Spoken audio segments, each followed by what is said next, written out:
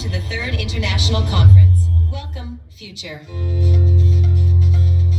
The Salak Valley is at a critical crossroad, as we are facing an extremely demanding period of restructuring, which despite the many challenges, we are looking forward to, as we see it as an opportunity for further development. We are intensively preparing development projects and actively participating in various working groups, also at the level of the European Union, so that we can carry out a high quality and fair restructuring of the region.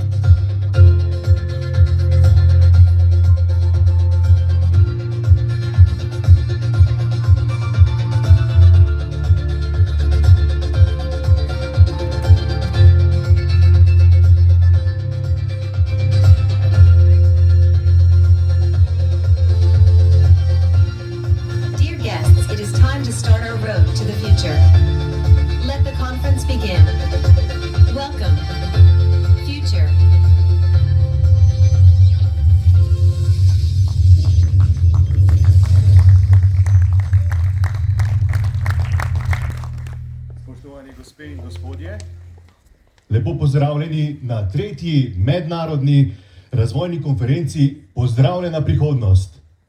Konferenca bo potekala v slovenskem in angleškem jeziku, tako da že kar na začetku povemo, da bo konferenca prevajana simultano tudi na 3 kanalih, tako da si lahko izberete pozicijo 1 za slovenski jezik, pozicijo oziroma kanal 2 za angleški jezik in poseben 3. kanal za naše goste iz Črne Gore.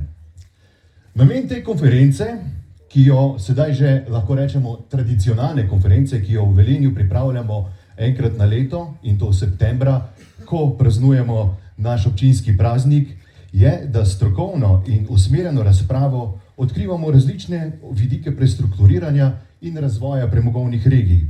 Iščemo primere dobrih praks, podpore in razvoj po izstopu iz premoga. Da nam to zelo dobro uspeva, se moramo zahvaliti predvsem vam, spoštovane in spoštovani, gostje iz Slovenije in tujine, in vam, spoštovani sodelujoči v strokovnih panelih, ki boste iskali najboljše rešitve in opozarjali na dosedanje pomanjkljivosti pri prestrukturiranju regij, ki so že v procesu preoblikovanja. En poseben pozdrav pa namenjamo današnjima gostiteljema, županu mestne občine Velenje, gospodu Petru Dermolu, in županu občine Šoštanj, Borisu Goličniku.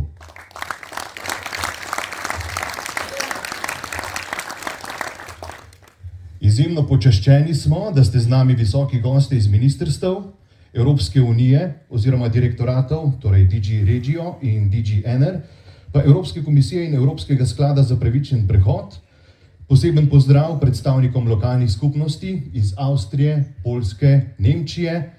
Poseben pozdrav direktorjem gospodarskih družb in javnih zavodov, županom sosednjih občin in drugih premogovnih regij ter vsem vam, ki vam proces prestrukturiranja predstavlja osebni ali strokovni izziv. Poseben pozdrav namenjamo danes tudi predstavnikom partnerskih in prijateljskih mest Velenja in partnerjem projekta Exchange, ki v teh dneh delajo in ustvarjajo ter odkrivajo Velenje. Hvala vam za izjemno udeležbo. Pred nami je izjemno pomembno obdobje, ne samo za Velenje, ne samo za Saša regijo, ampak za celotno Slovenijo. Te velike odgovornosti se še kako zavedata tudi današnja gostitelja, župana mestne občine Velenje in občine Šoštanj, kjer bo proces prestrukturiranja pustil največje posledice, verjamemo, da tudi najbolj pozitivne učinke. Dovolite mi, da k uvodnemu nagovoru najprej povabim župana mestne občine Velenje, gospoda Petra Dermola.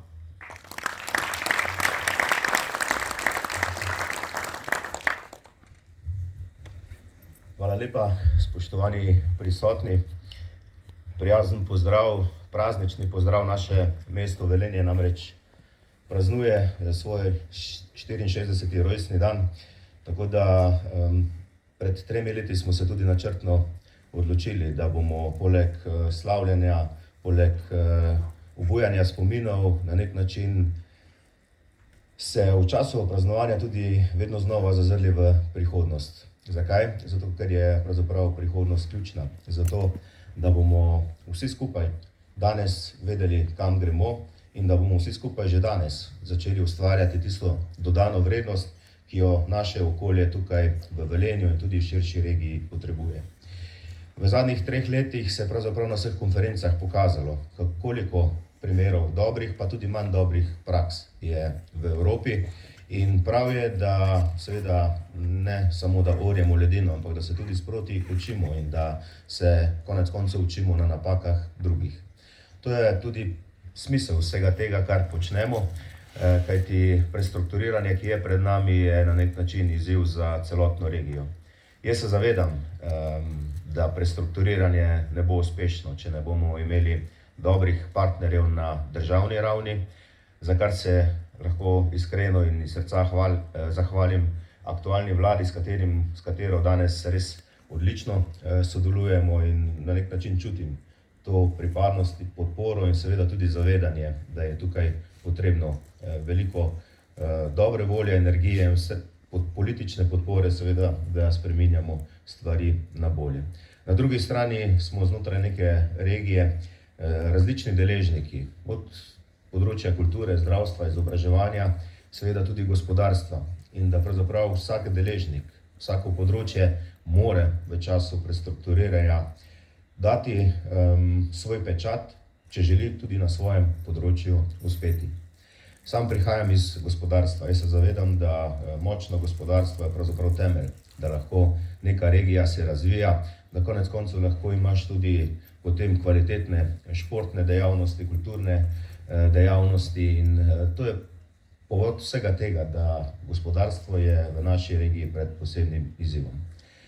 Velikokrat smo razpravljali o tem, pa mogoče že danes kar izrabljena fraza, da smo v Velenju zelo očitno soodvisni zgolj od 2 velikih gospodarskih družb, tako na eni strani Premogovnika Velenje, kot na drugi strani Gorenja, Hisense, in če se karkoli zgodi v teh 2 družbah, seveda čutimo zelo veliko socialno stisko tukaj pri ljudeh in je prav, da ko zremo v prihodnost, da seveda tudi odgovorimo na vprašanja, kako implementirati in kakšna delovna mesta implementirati v naše okolje. Naša želja, naš cilj je, da gremo v smeri diverzifikacije delovnih mest. V tem uvodnem spotu ste videli, po mojem smo se zazrli kakšno leto v prihodnost, kajti vse, kar ste videli, se danes na nek način, vsaj na papirjih, v določeni meri pa tudi že na samem zemljišču, kaže, da rastejo novi proizvodni objekti in da prihajajo neka nova delovna mesta v naše okolje. Želimo ustvariti priložnosti za to, da bodo prihodnje generacije lahko tukaj nadaljevale svoj del življenja skupaj z svojimi družinami. Zakaj to govorim? Premogovnik Velenje se bo slej ko prej tako ali drugače ugasnil. 5000 delovnih mest je povezanih z njim in v mestni občini Velenje smo si dali zelo jasen cilj. Teh 5000 delovnih mest, posredno ali neposredno vezanih na premogovnik, želimo tukaj na novo odpreti. Ne samo zato, da bomo prekvalificirali določen del delovne skupine, ampak da bomo predvsem ustvarili priložnost za prihodnje generacije. Če delovna mesta izginejo iz tega okolja, delovnih mest enostavno več ni. In verjetno jih bo težko v prihodnosti kadarkoli nazaj pridobiti, če ne bomo danes takoj začeli delati na tem. Zato iskrena in iz srca hvala vsem deležnikom, ki na ravni Evropske unije, na državni ravni, pravzaprav na vseh ključnih segmentih sodelujete z nami. Prepričan sem, da smo na pravi poti, dobri poti, danes pa želim predvsem, da se bomo čim več naučili si na nek način tudi natočili čistega vina, če bo potrebno in da bomo vsi skupaj vedeli, v katero smer gremo. Gremo pa v smeri razvoja našega mesta in celotne regije. Hvala lepa in prijeten dan vam želim ter obilo užitkov. Hvala lepa.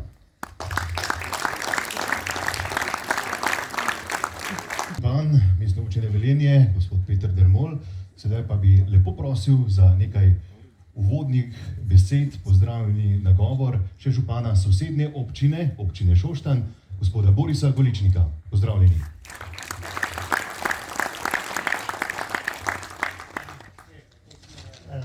Vsem skupaj prijazen pozdrav tudi v imenu občine Šoštanj, izkoriščam priliko in tudi po tej poti čestitam našim dobrim sosedom ob včerajšnjem prazniku. Iskrene čestitke, lepo je, kot tudi sosedje vidimo, kako srčno je vaše praznovanje. Seveda pa tudi se mi zdi prav, da se najprej zahvalim vsem, ki ste ta dogodek pripravili, ki ste opravili to izjemno organizacijsko delo. Hvala lepa za vaš trud in iskrena hvala. Naša Šaleška dolina se sooča s številnimi izzivi. Pred nami so izjemno ključni trenutki, ko moramo stopiti skupaj in narediti skupaj vse in še več, da bomo našim prebivalkam in prebivalcem zagotovili lepo prihodnost.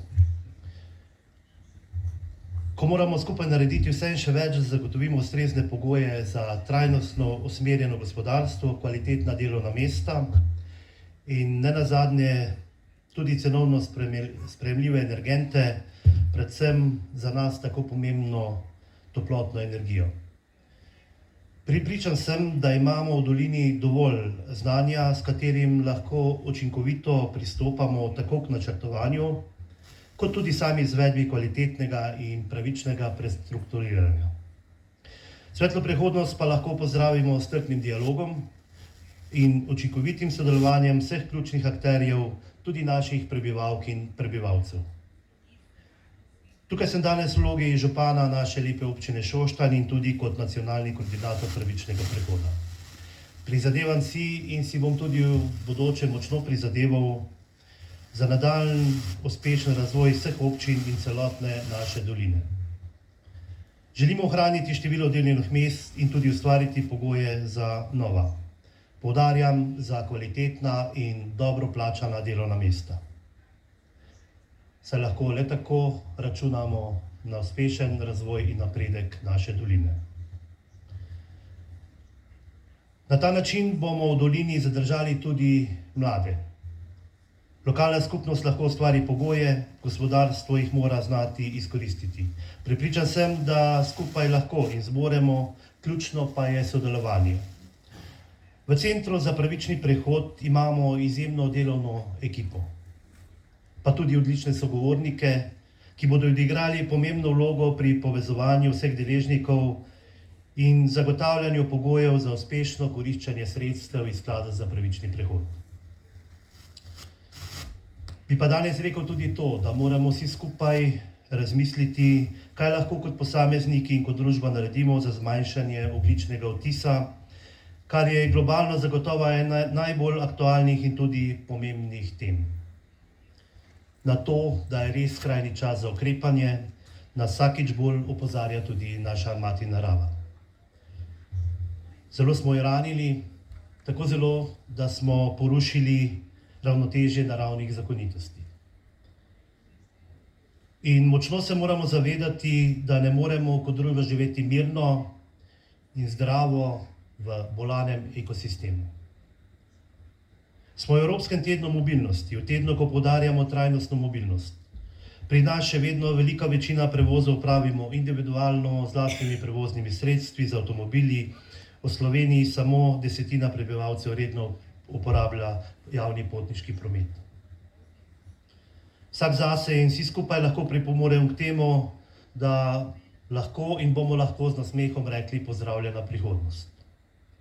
Prepričan pa sem, da lahko z odličnim sodelovanjem, povezanostjo, pa tudi z našo vsakokratno pripravljenostjo povzemanja dobrih praks iz tujine. Mimogrede, hvala lepa vsem, ki ste danes tukaj in delite vaše dobre prakse z nami, da lahko že danes ponosom rečemo, ne samo pozdravljena prihodnost, ampak pozdravljena naša lepa in trajnostna prihodnost. Hvala lepa vsem skupaj.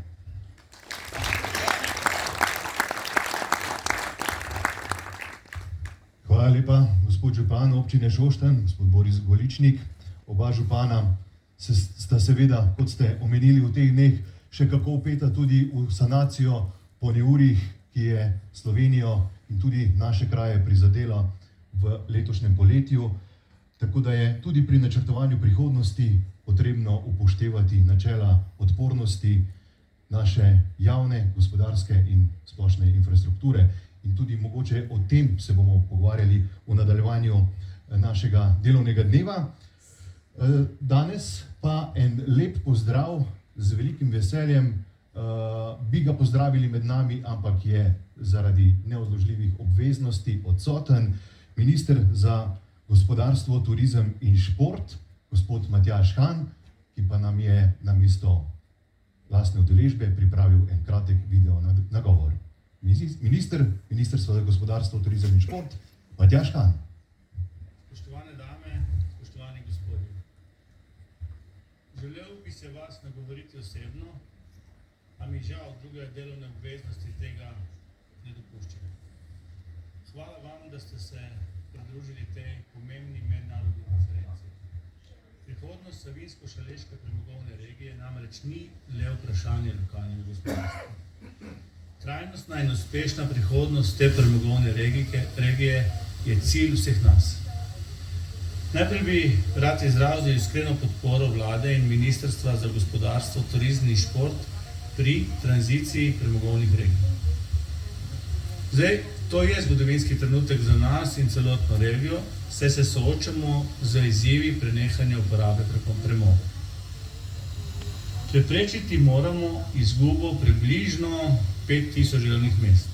Ključno je, da opuščanje premoga ne vidimo kot konec, temveč kot nek začetek novega poglavja, kot priložnost za postavitev novih perspektivnih gospodarskih dejavnosti v vaši regiji in za ustvarjanje novih delovnih mest tudi za višjo dodano vrednostjo. Šaleška dolina igra ključno vlogo v slovenskem gospodarstvu, saj tukaj proizvedemo kar 1/3 električne energije. Ob izgubi premoga kot pomembnega vira energije se povsem naravno postavlja vprašanje energetske stabilnosti. Ta pa je ključna za naše gospodarstvo. V prihodnosti seveda se bomo morali nasloniti na obnovljene vire energije. Celotno regijo bo treba seveda prestrukturirati in gospodarski razvoj bo ključen za nadaljnji razvoj mesta in regije. Nujno pa je, da veste, dragi moji, da v procesu niste sami. Država bo pomagala. Načrtujemo spodbujanje investicij v regiji, tudi na degradiranih območjih. Ne le z javnim denarjem, ampak tudi z privabljanjem zasebnega kapitala. Podpirali bomo seveda sektorsko raznolikost v regiji, predvsem bodo podpore deležne naložbe, ki se bodo izkazale kot prvič ključne za izvedbo pravičnega prehoda regije in ustvarjanje novih delovnih mest. Zavedamo se, da imamo pred seboj zahtevno pot, vendar verjamem, da z združenimi močmi, z sodelovanjem med vsemi deležniki lahko oblikujemo svetlo prihodnost te regije. Veste, kaj pravijo, ni življenja brez veleja, ampak hvala vam za vaš prispevek in srečno.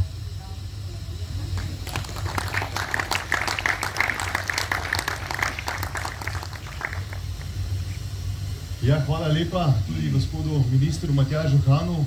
Verjamem, da mu boste sodelavci prenesli tudi naše pozdrave. Sedaj pa je čas, da začnemo s tistim pravim delom. Mogoče na začetku nekaj navodil za uporabo.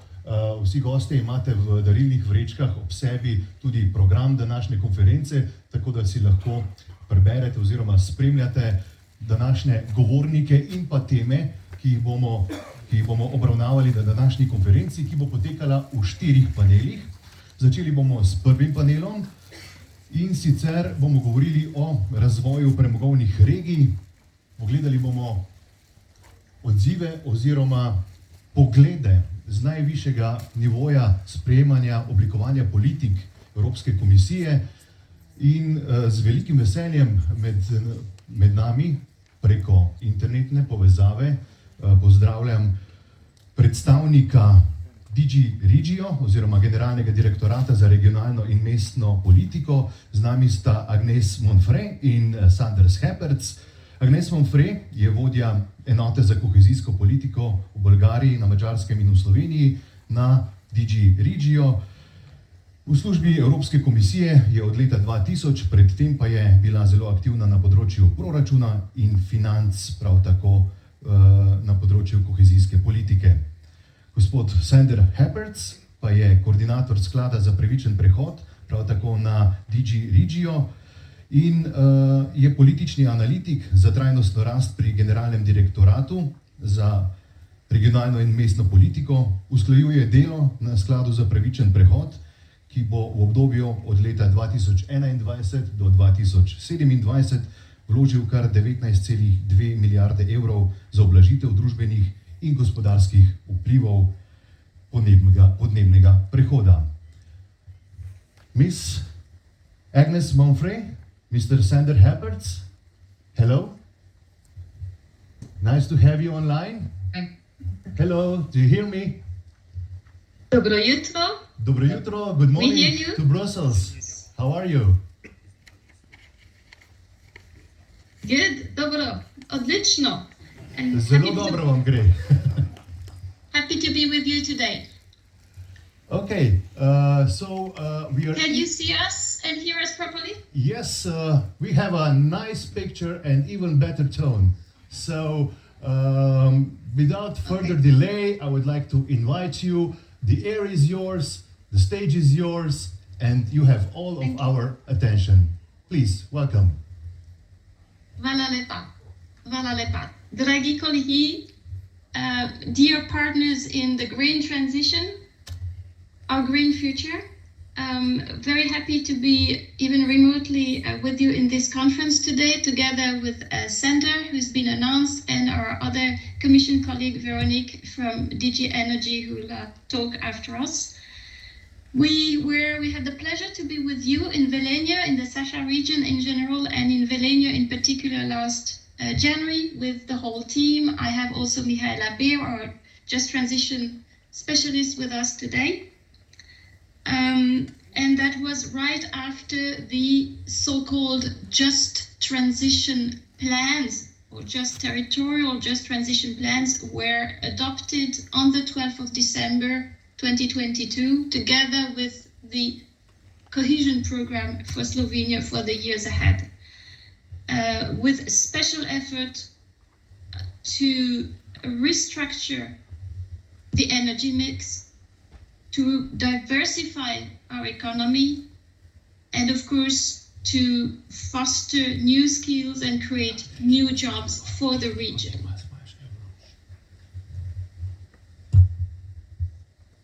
I should, I think, share my screen. So,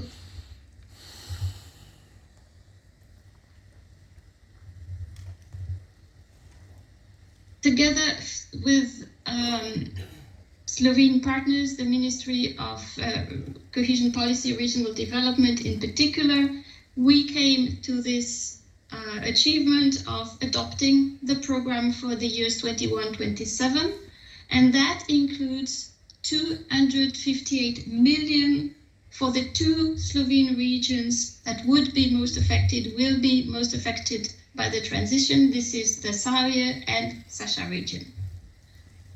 The idea behind is we want to leave no one behind. This is our DNA, our mission as cohesion policy, to reduce disparities of development, and the fact that you have more challenge as a coal region means you need to receive more help from us. So this is the idea behind these special EU support for Sasha and Zasarje, and with the focus when it comes to the 10 municipalities identified for the funding. And this, as you can show on the left-hand side of the picture, is part of the bigger help to support Slovenia to the green and digital transition. All in all, with all funds, cohesion funds, Slovenia will receive 3.2 billion euros in the years ahead through the European Regional Development Fund, the Cohesion Fund, the European Social Fund, to very much accelerate this green digital transition, to finance research and innovation, to increase employment, improve education, health and social services. And the way we do that, the way we've come together to this territorial just transition plan, This is how we do things in cohesion policy, which is a mission we have as per the treaties. It's together, skupaj, vse skupaj. Partnership principle. This is the cornerstone of how we do things. And that is also applicable to the Just Transition Fund, which money comes on top to support regions most effective. And I must say that Slovenia has set quite an example for others to follow. Čestitam.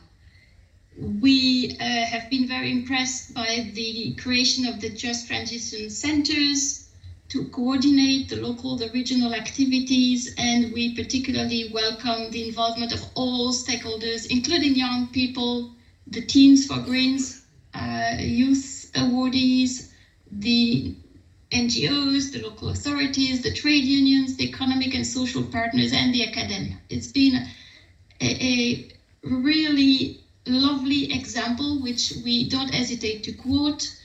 We were discussing this week good examples of citizens' engagement, and even outside Just Transition matters, Slovenia came to the fore with this very example of yours. So again, congratulations. Now, looking forward to make this transition happen, we will need three ingredients. Three key ingredients. Pa se to zgodi, potrebujemo tri sestavine. Dobro načrtovanje, zelo dobre projekte in tudi najboljše mostno solidovanje.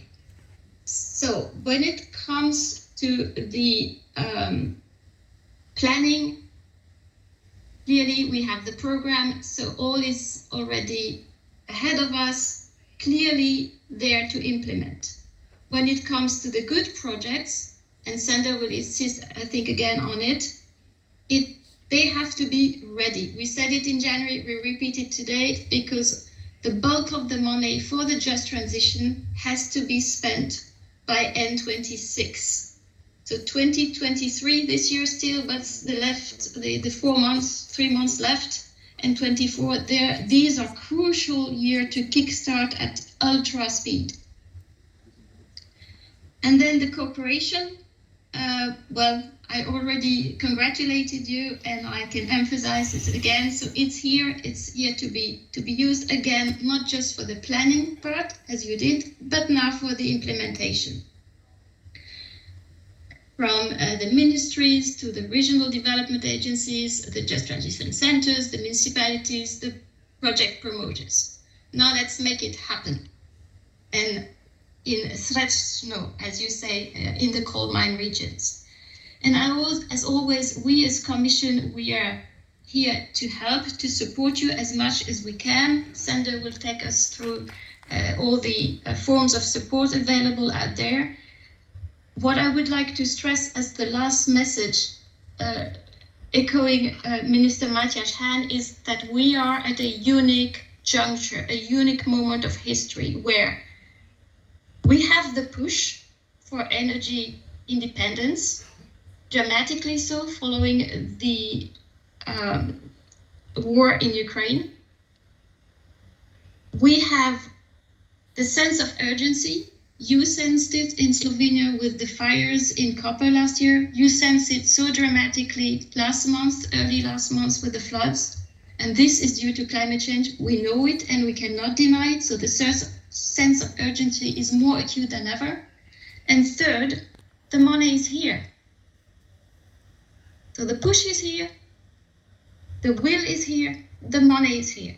Let's just make it happen. Hvala za pozornost. And now I hand over back to Sander, who will zoom out, if you wish, out of Slovenia and take you through other examples across Europe of other countries going through the green transition, and also sketching out on the way all sorts of supports you can still resort to. Over to you, Sander. Thank you very much, Agnes, and thank you for inviting me to this important conference in Velenje. I wish I was there in person, but unfortunately, since everyone is calling for action, this is exactly what we're doing here. So we are very, very busy trying to make the JTF a success in all 27 member states. This is why I could not join in person, but please be assured that the example of Velenje is very inspiring for us. So indeed, I will just follow up on the messages that Agnes has already given, and I will focus really on the broader overview of what is happening with the JTF in the rest of Europe. So here on this map, which you can also find on the website of the Just Transition platform, you see all the regions where we have accepted territorial just transition plans. So this is in all member states apart from Bulgaria. And we hope to receive the plans for Bulgaria also very soon so that they can join the JTF family. On this map, when you visit it, you will also find links to the plans in each of the regions. And these, sorry, I just need to plug in my cable, but I will continue speaking. All these plans together mobilize more than 25 billion euros of JTF investments. This includes also the national co-financing. They are, of course, for a significant extent meant for coal regions, like the Saša region in Slovenia, but they also cover in several other member states carbon-intensive regions. You can find more info on the links that I provide. So this is the state of play. We accepted all these plans by the end of last year. So we are now in the implementation phase. Now, if you look into those plans and what they actually invest in, and all this information is open to everyone and updated in real time whenever modifications would be made on the open data platform. What do these plans invest in? You will see that all the plans are quite different because each region is different. But we in the Commission have always stressed throughout the negotiations that the two main objectives in general should be to help the people find new skills, the workers in particular that are affected by the transition, and to really give a new economic future to the regions. This is what we call economic diversification, and I see that this is the main topic of your conference today. So you will see in the investments that almost half of the entire JTF allocation is indeed allocated to these two broad objectives. But of course, there are also other investments that the JTF can fund and will fund, in particular for promising and future-proof sectors like energy and circular economy, or to regenerate and rehabilitate the sites that are scarred by the transition in some cases. So this is the broad picture, but all of this is available also if you want to look per member state and in some cases per region as well on the open data platform. When we are looking now at implementation, I think for Slovenia, the key messages have already been given, so I will not repeat too much. I will just say that for us now in the Commission, the implementation of the JTF is one of our key priorities this year. It will also be the same next year. Because of the spending deadlines that Agnes already referred to, there is also a positive side to this pressure, because it means that if we do this well, and we are determined to do so, we can show the success of cohesion policy still in the early period, in the early phase of this period, which will be super helpful for us and also for you in the discussions on the future cohesion policy. So this is something quite exceptional. Usually most of the money is spent at the end of a programming period when the next one is still already ongoing. For the JTF, this will not be the case.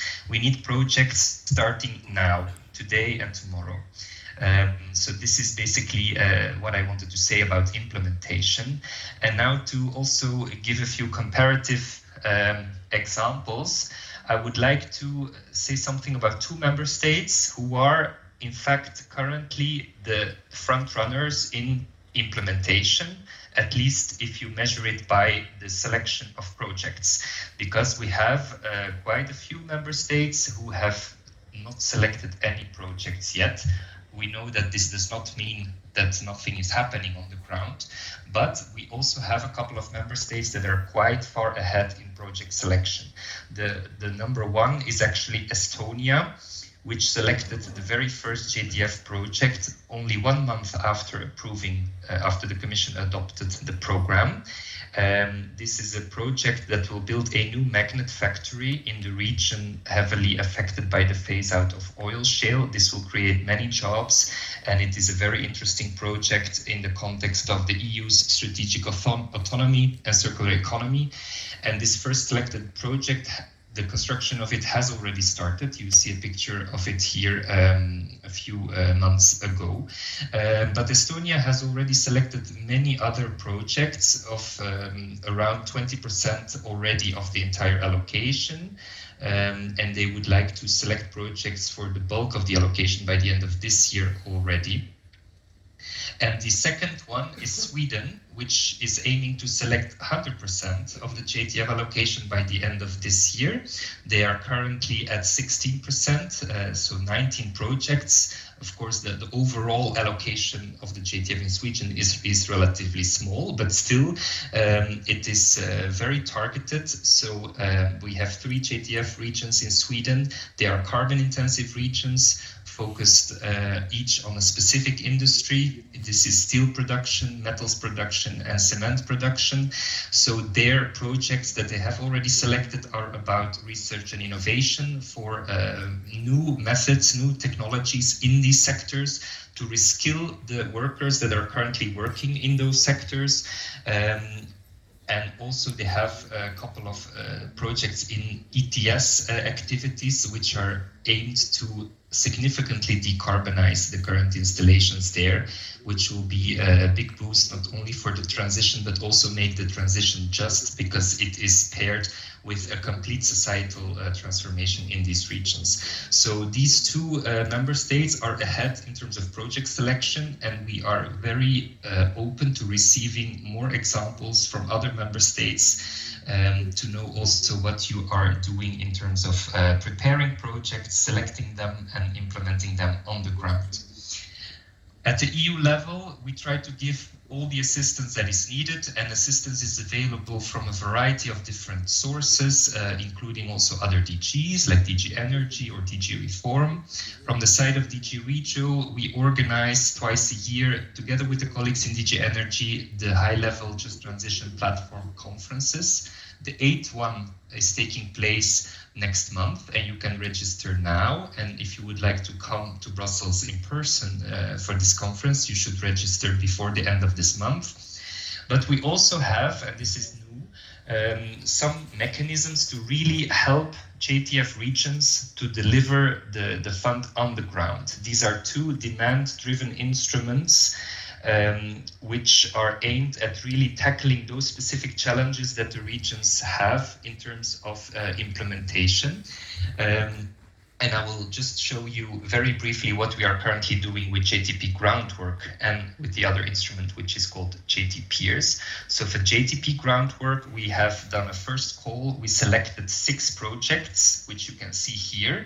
These 6 projects cover 9 different JTF regions across Europe, and each of them deals with a very specific challenge that the regions are facing in terms of implementing the JTF. These challenges are very different. In Romania, it is about really mobilizing the stakeholders in getting on board with the JTF. In Latvia, it is about choosing the right methods to restore the peatlands, which is one of the main interventions of the JTF in Latvia. In Portugal, it is about preparing calls for projects with SMEs so that they can have better projects once the calls are being launched by the managing authorities. So very different challenges specific to each region, and really driven by the specific need that regions express to us.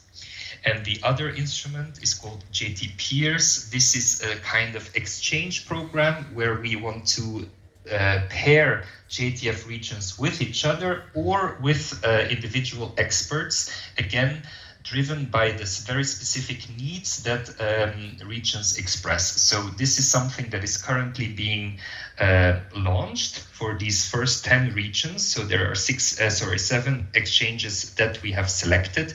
We are very happy that both JTF regions in Slovenia have applied and have been awarded such exchanges. So we are very much looking forward to seeing the results also of this support. What is very important for you, I think, is that this type of support, JT Peers and JTP Groundwork, will remain available throughout the lifetime of the JTF. So next year, and we are aiming to do this early on next year, we will launch new calls for both JT Peers and JTP Groundwork. I cannot share many details yet, but it is a promise that I am making, and you can already think, prepare, discuss with the colleagues of Agnes whether this makes sense for you, whether you could need it, or whether perhaps another kind of tool would be appropriate for you. I think my main message here is that whatever issue you are facing, there is help that we can provide. So please talk to us if you need this help, and we can try to find the right tool for you, and you can already start preparing your applications. And then on this last slide are just a couple of more links to find more information about the different aspects that we talked about. And I think now Agnes and I are ready to reply to any questions you may have for us. Thank you.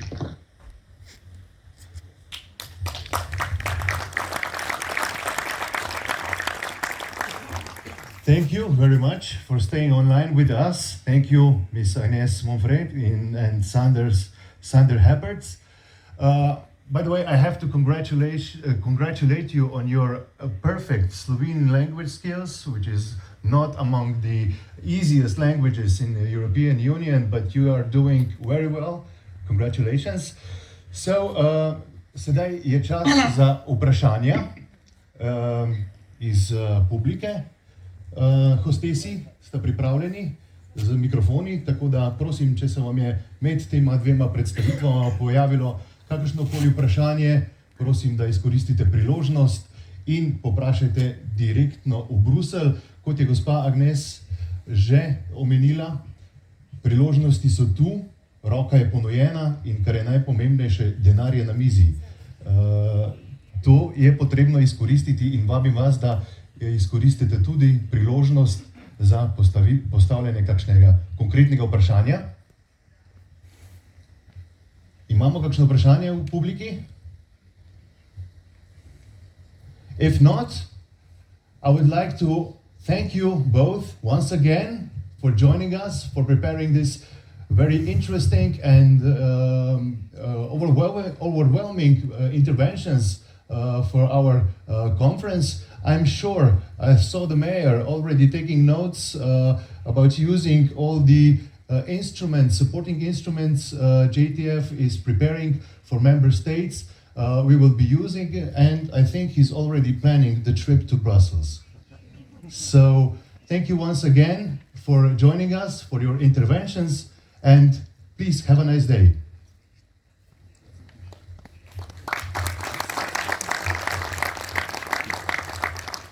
Torej še enkrat iskrena zahvala predstavnikoma DG Regio, Agnes Monfred in Sanderju Heppertsu. Sedaj pa imamo na povezavi še tretjo sogovornico, ki pa prihaja iz DG Energy. To je gospa Velenje Marks, ki je vodja ekipe Just Transition NRB1 na Generalnem direktoratu za energijo. Hello, Ms. Marks, do you hear me? Do you see me? Yes, hello. Good morning, how are you?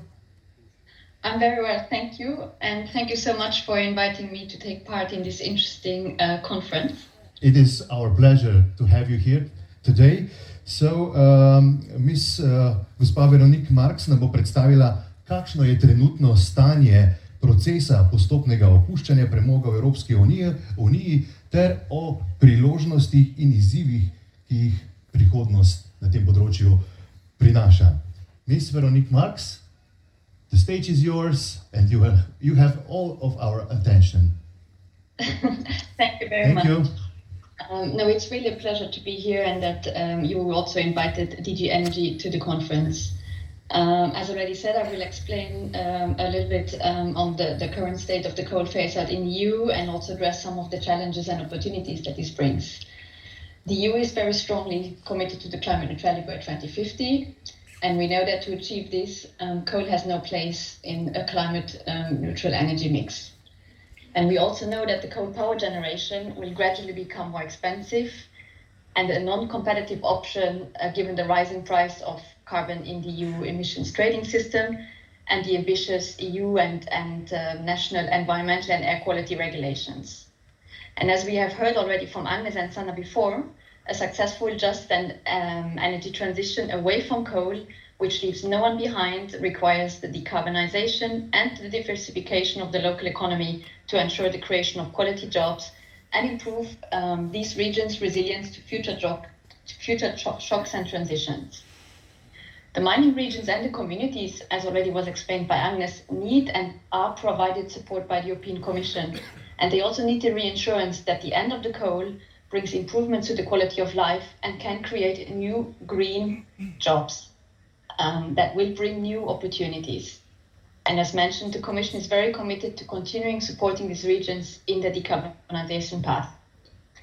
So what's the status of the coal phase-out in the EU? Even after going through very difficult months and past 2 years in terms of energy crisis, we know that there is no future for coal in the EU, and this is now largely undisputed. So far, no member state has officially backtracked on its coal phase-out date, and the member states remain bound by the climate law. Despite recent news of new mines opening up in some member states or the postponement of the planned shutdown of coal power plants, even in the framework of this energy crisis that we have lived through in the past years, the need for the decarbonization of the energy system has not been challenged. And so we also very much look forward to member states' updated national energy and climate plans, in which they are expected to describe their plans for the decarbonization and the achievements of their climate and energy targets. And we really encourage member states to also describe in these plans the policies and the measures that they want to put in place to ensure that the achievement of these targets happens in a just and fair manner. But so despite these announcements in some member states of a delay of coal phase-out of individual coal power plants, the numbers actually speak for themselves. I mean, only last winter, coal power fell by 11% and gas by 13% compared to the previous winter. Also outside the EU, we have observed similar trends. Globally, the amount of operating and planned coal power plants fell in 2022, with the exception of China. On the other hand, also we've seen an uptake of renewables. Actually, 2022 was really a success year for renewable and green energy technologies. We had 16 gigawatt of new wind capacity and 41 gigawatt of new solar capacity that were installed in the EU, which is an increase of 45 and 47% compared to the previous year. So wind and solar together generated last year 22% of the EU's electricity, and actually overtook natural gas for the first time. Also, new data by the think tank Amber shows that the wind and solar produced more electricity than fossil fuels last May. It's the first full month on the record. And in May, almost a third of the electricity generation in the EU came from wind and solar, while the fossil fuels only generated 25%. And the best news of all of that is that also the European consumers are expected to have saved up to 100 billion euros over the period 21 to 23 due to the additional electricity generated from PV and wind plants. And this additional green energy replaced a lot of fossil-based electricity generation and led to the reduction of the wholesale electricity prices in all European markets, which we expect would have been 8% higher without this additional renewable electricity generation. So I think the numbers speak for themselves on how important this was. But of course, we know that the ambition cannot stop here, and we have to continue investing much more into renewable power generation. We actually need over 1,000 gigawatts of total wind and solar capacity by 2030, compared to the around 400 gigawatt that we have today. So this is a very big challenge. And this actually leads me again back to the importance of coal and carbon intensive regions in that respect. And so I want to come back to that here, because coal regions are well placed to remain the energy powerhouses in the EU. They have the tradition, they have the knowledge, they have the skills, and they have the grid infrastructure to continue generating energy. A study conducted by the JRC in 2018 analyzed the potential of some coal regions for the renewable energy generation. And it identified regions, including, for example, Slovenia, the potential it has for solar power generation. Of course, there's also other technologies. We have the geothermal heating systems that can also be an attractive business model for the conversion of former mining sites. The uptake of renewables in coal regions can also have a great advantage for the future, because in the context, energy-intensive industries will need to have access to a stable energy supply, not depending on weather or climate divergence. Therefore, we also really believe that coal regions are well suited for testing energy storage options. And this should be really also on the radar of the coal regions for potential investments. With a higher share of the renewables, the demand for stable energy supply will rise not only among the industries and enterprises, but also by households. In addition to the renewable energy production, coal regions might also have an advantage to produce clean technologies. The Net Zero Industry Act proposed by the Commission recently is exactly trying to achieve that. It aims to attract investments and create better conditions and market access for clean tech in the EU, particularly the net zero technologies that are already commercially available and have a good potential for rapid scale-up. Therefore, the EU has put in place, and I think it was very well explained by Sander, it has put in place more funding than ever to support member states in these opportunities. While we are very well aware that, of course, the public EU funding is largely not enough to really achieve the whole energy transition and really make sure that no one is left behind, we nevertheless encourage everyone to grab the opportunity that this available financing presents, and to also utilize the technical assistance available provided by EU institutions. I thank you very much, and I'm available for any questions you might have.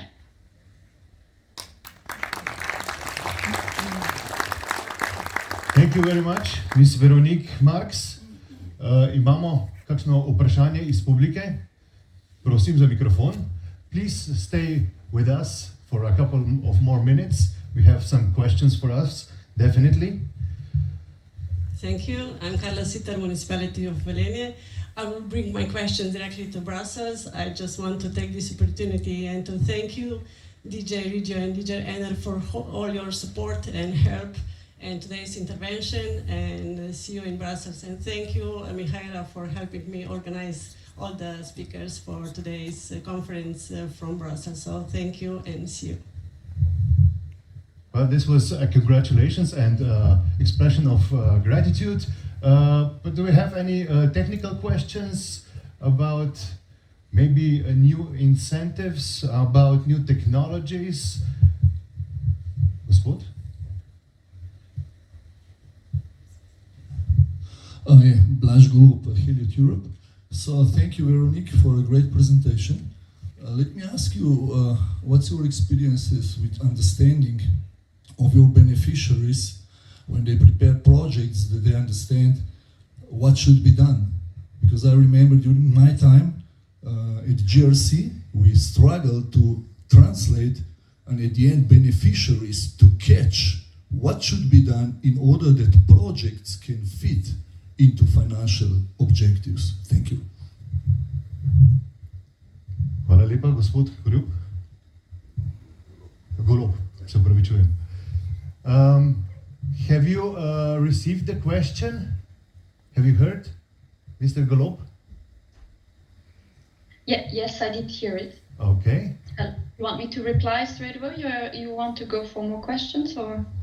Just please reply. Yeah. In the meantime, Okay. I would like to invite all of others guests to join us with questions. So, please. No, thank you very much for the question. I mean, the question to how member states or how regions can really take the benefit of the assistance and the funding that's available. Of course, I mean, we would really welcome a close exchange, and this is part of the purpose here today, to have a close exchange with the stakeholders to analyze what options are available in the countries. There's a lot of technical assistance available to develop such studies, technical studies. For example, the European Investment Bank, and I'm sure my colleagues in Regio can intervene on this also, have available assistance to identify and carry out feasibility studies to see what the technical options are and under what kind of instruments or loans they could be funded. Did you get your answer? Okay, thank you. Thank you very much. Do we have some more questions for Ms. Veronique Marx? Otherwise, I would like to thank you very much for joining us. Thank you for your excellent intervention, giving us new information about status quo of restructuring.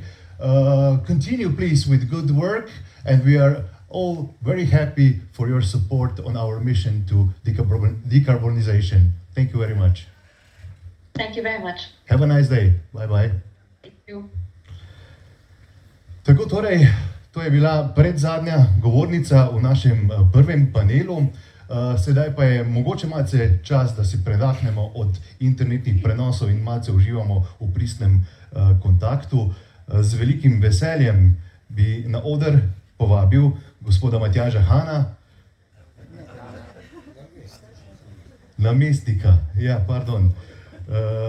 namestnika Matevža Frangeža, ki je državni sekretar na Ministrstvu za gospodarstvo, šport in turizem. Lep pozdrav, dobrodošli. To je to pristnega kontakta. Okay.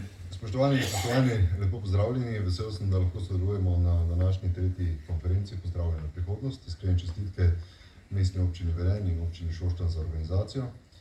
Še posebej Karli Siter, ki je očitna driving force iza tovrstnih prizadevanj. Zdaj, tovrstne dogodke in nagovore običajno začnem na enak način. Tudi danes se mi zdi to primerno. Dejstvo je, da smo korenito vstopili v obdobje največjih gospodarskih sprememb v človeški zgodovini. Te spremembe poganja cela vrsta dejavnikov, cela vrsta sprememb, ki ustvarjajo številne medsebojno povezane učinke. To v vsakdanjem življenju pravzaprav zaznavamo kot krize. Zdaj, kaj so te spremembe? Na eni strani podnebna kriza, z njo neposredno povezana energetska kriza, veliki geostrateški premiki in sprememba geostrateških zakonitosti v svetu, varnostna vprašanja, politična vprašanja, socialne spremembe, preprosto dejstvo, da nove generacije niso pripravljene opravljati težkih del za malo plačilo kot morda v preteklosti. In nenazadnje velikanske tehnološke spremembe. Samo na področju umetne inteligence poglejmo, kakšne velike spremembe prinaša eno preprosto orodje, ki je danes na klik dostopno vsakomur. Iz tega se danes razvija cela vrsta novih procesov, novih tehnologij, novih aplikacij in uporabniških orodij, ki bodo korenito spreminjale način, kako delamo, kako živimo, kako medsebojno sodelujemo. Zakaj se mi zdi to pomembno povedati na konferenci, ki govori o tem, na kak način prestrukturirati Šaleško-Savinjsko regijo? Zato, ker mislim, da je za ta proces, če hočemo biti v njem uspešni, in dejstvo je, da take velikanske spremembe na novo določajo pozicije zmagovalcev, poražencev in vseh tistih vmes, potrebna velikanska mobilizacijska, transformacijska energija. Zdaj, morda se tega v državi še ne zavedamo dovolj. Dejstvo pa je, da se v Velenju tega zavedate že leta. Veste, da formulacija izstopi iz premoga, ki je nekoliko hecna, ker si vedno predstavlja enko skolna, kako se razcepi, pa nekdo stopi iz njega, predstavlja zgodovinsko izjemno težko zahtevno nalogo, ki ste se pa je Velenju kot vedno lotili celovito, holistično, kompleksno in vključujoče. Ker ob mehanizmih, ki so jih predhodniki opisovali na evropski ravni, ki jim dodajamo sedaj tudi seveda domače mehanizme, kot je zakon o prestrukturiranju naše regije, o katerem boste govorili vodstvom Andreje Katič kasneje, predstavljajo samo ogrodje, samo vir denarja, mehanizem, način, kako do tega denarja priti in kako v miksu obojega ustvariti želeno spremembo. Ampak še nekaj zelo pomembno. In to je kultura. Culture. Način, kako se soočamo za to spremembo, kako se organiziramo, kako pri tem sodelujemo, kako se medsebojno pri tem povezujemo. In tukaj je Velenje zaradi svojega specifičnega načina nastanka. Ko je Nestle Žgank sanjal to vizijo udarniškega razvoja Velenja, ki mora odgovoriti na širše energetske, gospodarske in socialne potrebe, zato da privabi ljudi, da privabi delovno silo in da tej delovni sili celovito omogoči orodja za dobro življenje. Če je bila to takrat izjemna zgodovinska naloga, je dejstvo, da Velenje pod vodstvom župana Petra Dermola vstopa v drugo največjo zgodovinsko nalogo v zgodovini te regije. Morda bo ta še zahtevnejša, ker je takrat bilo potrebno uporabiti naravno bogatstvo, ki ga danes gledamo seveda z očali današnjih dni, od takrat do danes in vključno danes, pa je ne samo tej regiji, ampak celotni naši državi zagotavljalo eno ključnih konkurenčnih prednosti, zaradi katere smo razvili našo industrijo kot ena od 3 najbolj industrializiranih držav v Evropski uniji. Poceni energija. Poceni energija, na katero si se lahko vedno zanesel in na katero si lahko zgradil celoto svojih poslovnih in razvojnih modelov. Zelo pomembno se mi zdi sporočilo predstavnice DG Ener, da je potrebno tudi v tej regiji kot energetski lokaciji premišljati, na kak način lahko v prihodnje razvijamo to energetsko perspektivo. Jaz sem vesel, da premogovnik in TEŠ razmišljata o tem. Ne nazadnje je tukaj veliko inženirskega znanja, zelo potrebnega tudi za nekatere druge procese v Evropi. Samo primer. Evropa sprejema akt o kritičnih surovinah. Zaradi velikanske odvisnosti od uvoza strateških surovin, ki jih ima Evropa praktično na vseh tehnologijah, ki jih opredeljujemo kot tehnologije prihodnosti. Vemo, da bomo v Evropi v prihodnje več rudarili, da bomo pod našim površjem iskali dragocene surovine in materiale, ki jih potrebujemo za ta energetski in tehnološki prehod. Tukaj v Velenju to znate. Imate inženiring, znanje, ki je v vrhu svetovne konkurence, kako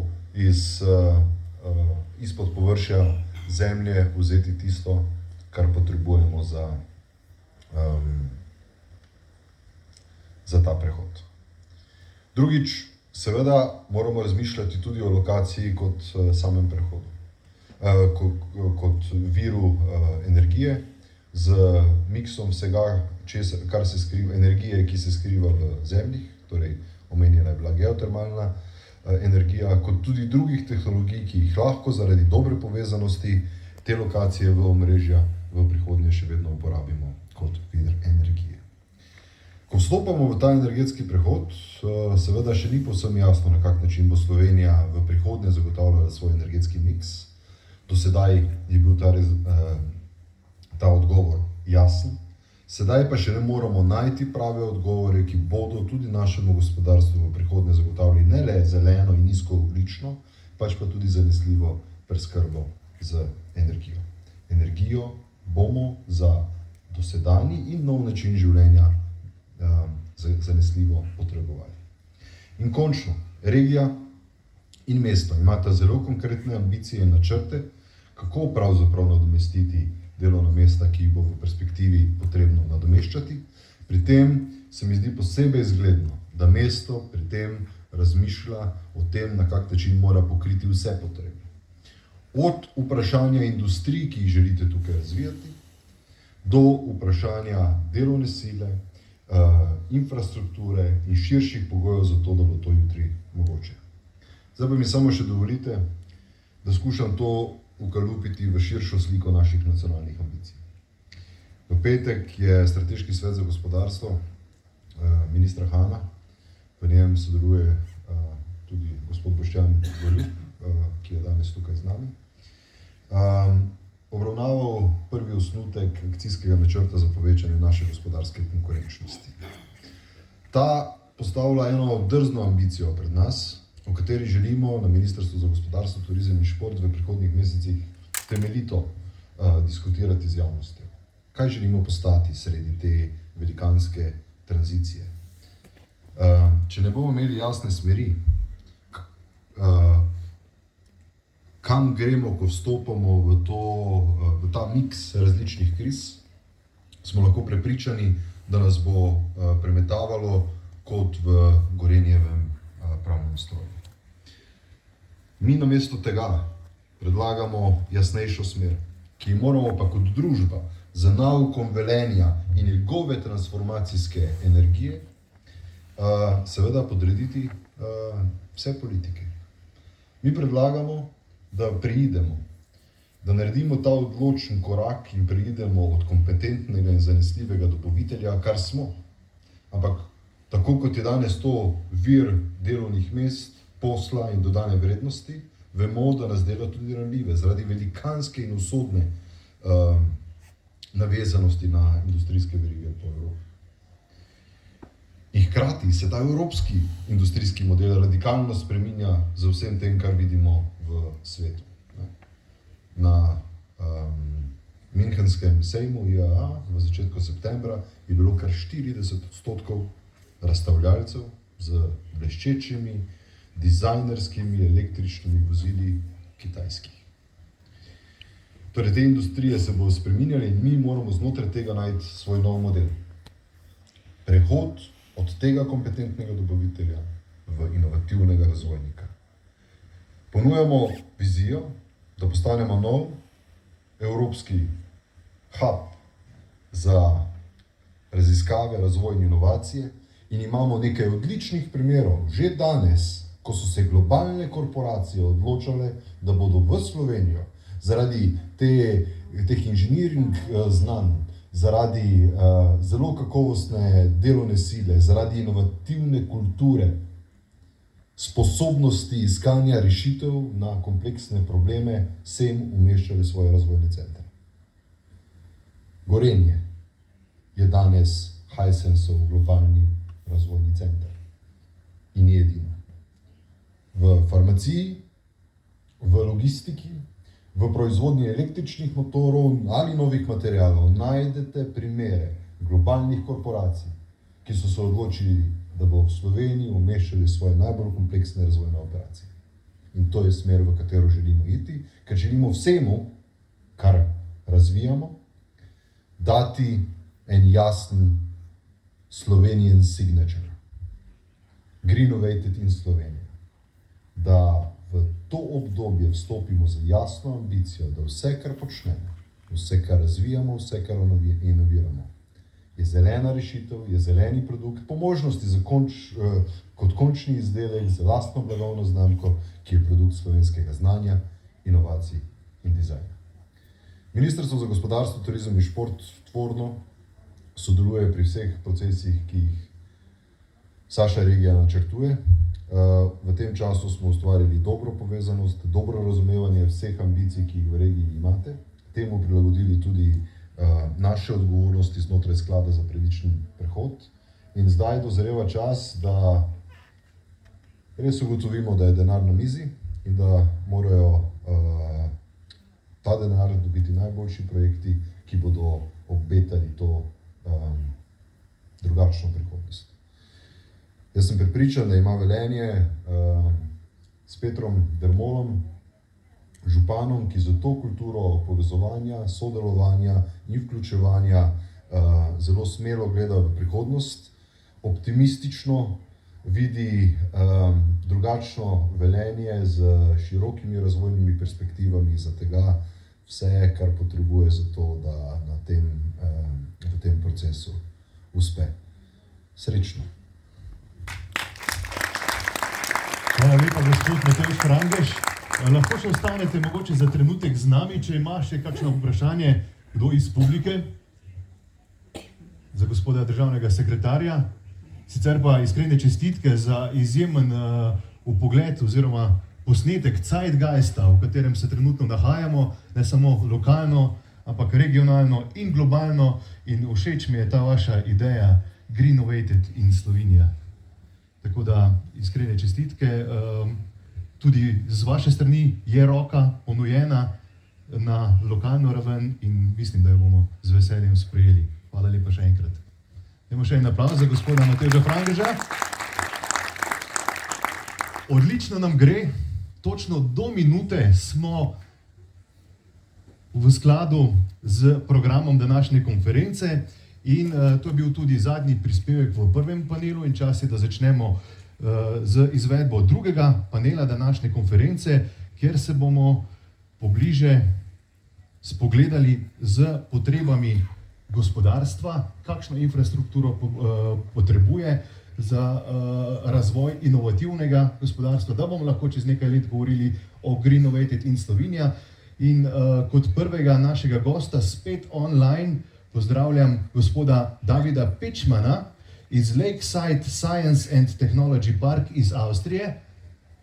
Mr. David, hello, do you see us, do you hear us? Welcome. Dobar dan. Dobar dan. Hello everybody. Guten Hello, Morgen. Velenje. Torej, gospod David Pečman je predstavlja Lakeside Science and Technology Park od leta 2014 in je odgovoren za mednarodno sodelovanje.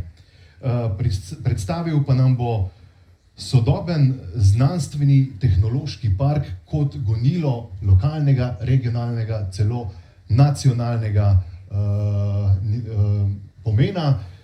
In to je en odličen primer dobre prakse, ki smo si ga že, oziroma predstavniki mestne občine Velenje v živo že ogledali in sedaj vas vabim k vaši predstavitvi še za publiko tretje mednarodne razvojne konference Pozdravljena prihodnost v Velenju. Welcome, the stage is yours and you have all of our attention. Thank you. Hvala lepa. Hello everybody and please excuse my voice. I have been quite affected for the last days because I was utterly struck by COVID, so I still don't feel very good. I try to keep focused and give you as much input as possible for your quite big challenge to resort Velenje and find future topics for a thriving and prospering future. This we see as a very as a key time for your region, because also the region I represent, which is Carinthia, we are quite close in the southern part of Austria. A couple of decades had a similar challenge to overcome, and I'm today quite happy to represent Lakeside Science and Technology Park. I hope everybody can see the presentation and the picture in the back.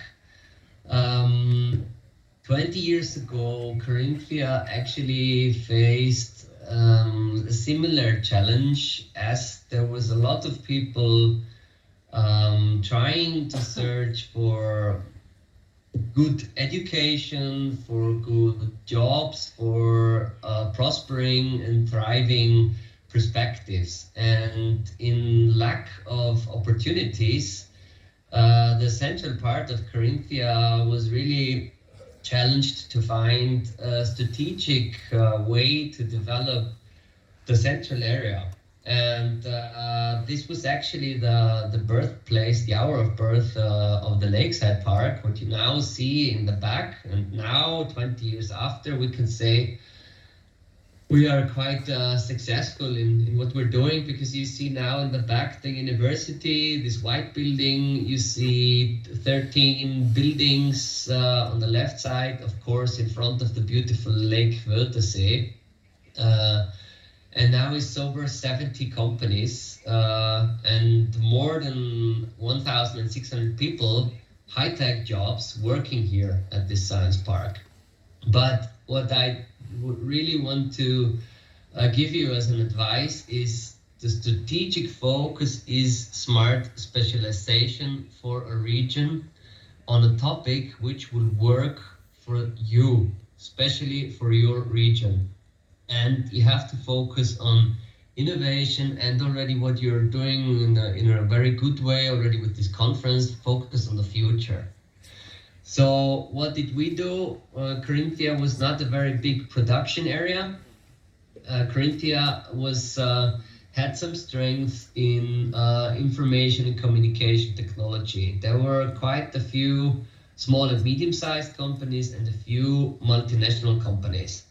And there was the University of Klagenfurt and the opportunity of building, let's say an infrastructure next to the university. But we strongly understood, influenced by international success models of other innovation parks, that we have to really concentrate on the so-called triple helix model. This means bringing university together with industry and policymakers. And if you're smart enough, you open this to the so-called quadruple helix and open it up to the society and engage with your region and bring the people together. So we are actually focusing in Lakeside, in Klagenfurt, we focused very early on information and communication technology, tried to bring as many companies into the science park, working together with the university, and then coming up with new ways and new forms of education and training for the people which are already here in the region, but also, and more importantly, for people who are not yet here. So we try to make the region attractive, not only for the people who are here so that they don't leave, but also for people who might not yet be here, and in order to attract people to this region. And I would like to just give you a small overview what we were doing, because we started to build in Klagenfurt, what you see on the right part of my slide. This is the Lake Wörthersee, what you see, and very early, this is now in its 8th year, we started to develop another technology park in Villach, Veljak. And this is the high-tech campus in Villach. There, since some of you might be familiar with the company Infineon, we started to specialize on microelectronics and sensorics. So you have to have these fields of strength where you can work strategically with your stakeholders. And what we really understood in the very beginning, and I think as the State Secretary was introducing to the second panel already, we understood that it's crucial having the stakeholders aligned for your future project. So in our case, this is the ministry, the Republic of Austria. This is the regional government of Carinthia, and in the two cases of the cities is both the city municipalities of Klagenfurt and the city municipality of Villach. And of course, with these stakeholders who have a major interest in developing the region, it was possible to not only attract initial fundings, but also to co-develop the region, which is crucial. So you see, I think it goes along without saying that also for Velenje, you will have to reach out to your partners, which are already here, for example, on this fellow event today, but you will have to strategically cooperate with them. And that's what we are doing from our first hour of birth. We understood that Carinthia is way too small to succeed in the long run on an international scope. So we reached out to partners not only in Slovenia and Northern Italy, but especially in the center part of Europe, only just to mention a few. You will have to find strategic positioning, and I just want to mention a few of these points. I said already ICT, so especially self-organized network systems are really strong in lakeside park. So when it comes to, for example, drone technology and swarm intelligence, this comes out of nature. And this might be technology where there's no mastermind, and actually tasks can be passed on each entity in the swarm, and the swarm coordinates itself. And then we went on with another smart specialization on robotics, but I'll get a little bit later on that. The companies, I think, as in Austria, as in Slovenia, are key to success. You will have to address companies in a different way. What we were doing, we wanted to have technology-oriented companies out of our field, which are also open for innovation and cooperation. Because with this mindset, of course, you foster a cooperative culture. This was mentioned also earlier by the State Secretary, which is crucial to the success of a region. But this you cannot stress enough.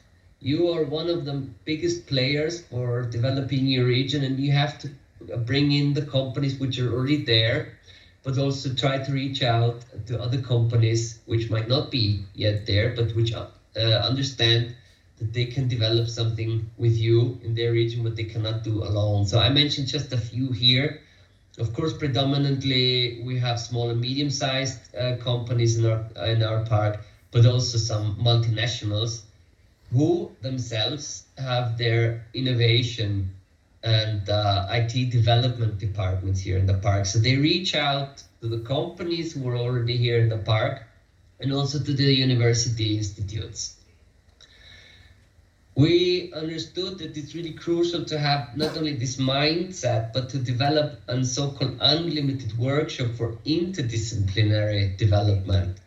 So the more you look upon and across your own scope and what's important for you, the more you are willing and able to understand innovative opportunities and new potentials. So we understood that we also have to work together with research institutes in order to have this technology transfer possible in our park, so that there's not only research happening, but the novel solutions and the insights from research are being drawn into industry and into company life, and in other words, make products from that and earn revenue, and also like bring novel solutions to the world. So to mention just a few, there was very early the Lakeside Labs in the park, which are the guys for self-organized network systems. We have a few institutes of the njem research, which is one of the biggest Styrian research institutes. And in Villach, there is also Silicon Austria Labs. So we had to build a totally new facility for these guys in research. They needed a clean room facility. And you will have to understand what you will have to come up with. Maybe as a region, you will have to invest beforehand to be attractive to a tenant, to a research company, or to companies in order to have their innovation department here. And then you have to integrate it with the local network of academia. So in our case, this is the Alban Adria University and the University of Applied Sciences. And then getting this network, what we call it the knowledge triangle, out of this you get the strength for innovation. So then we were able to set up one of the biggest European drone halls for indoor drone research, together with the university. And these insights actually from these guys from the research department already went to planet Mars from the last Ingenuity project with NASA. So there's quite a lot of top-notch research coming. And also for 5G cases, but I will not go into detail for that. One message I would like to stress out for you colleagues in Velenje, we really understand that it's crucial to get in touch with the society and especially the young generation.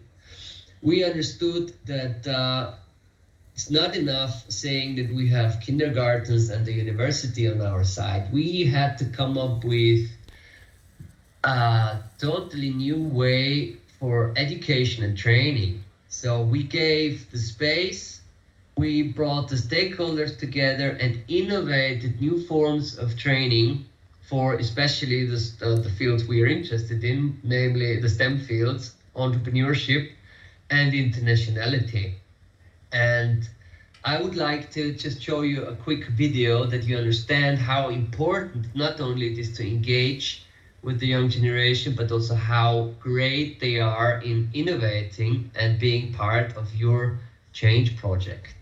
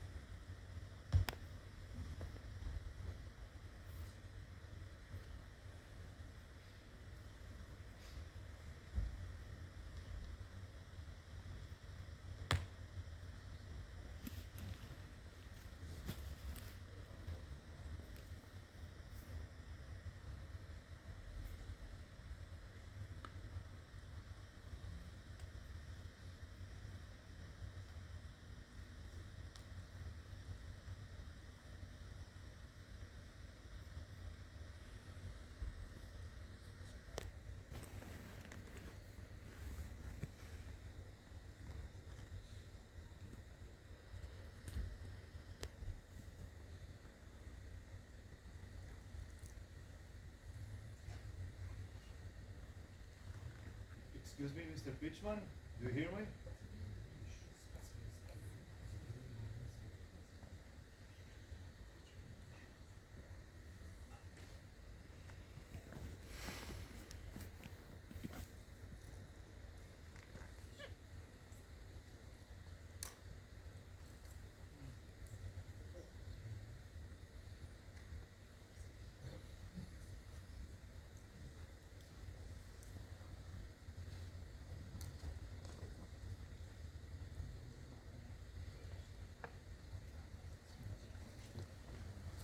So you see, the engaging with the young generation not only gives us a lot of visits in the science park, but this is already shaping their future. And this is already trying to come up with the possibility that also natural sciences, technology, IT, mathematics can be one of their future paths.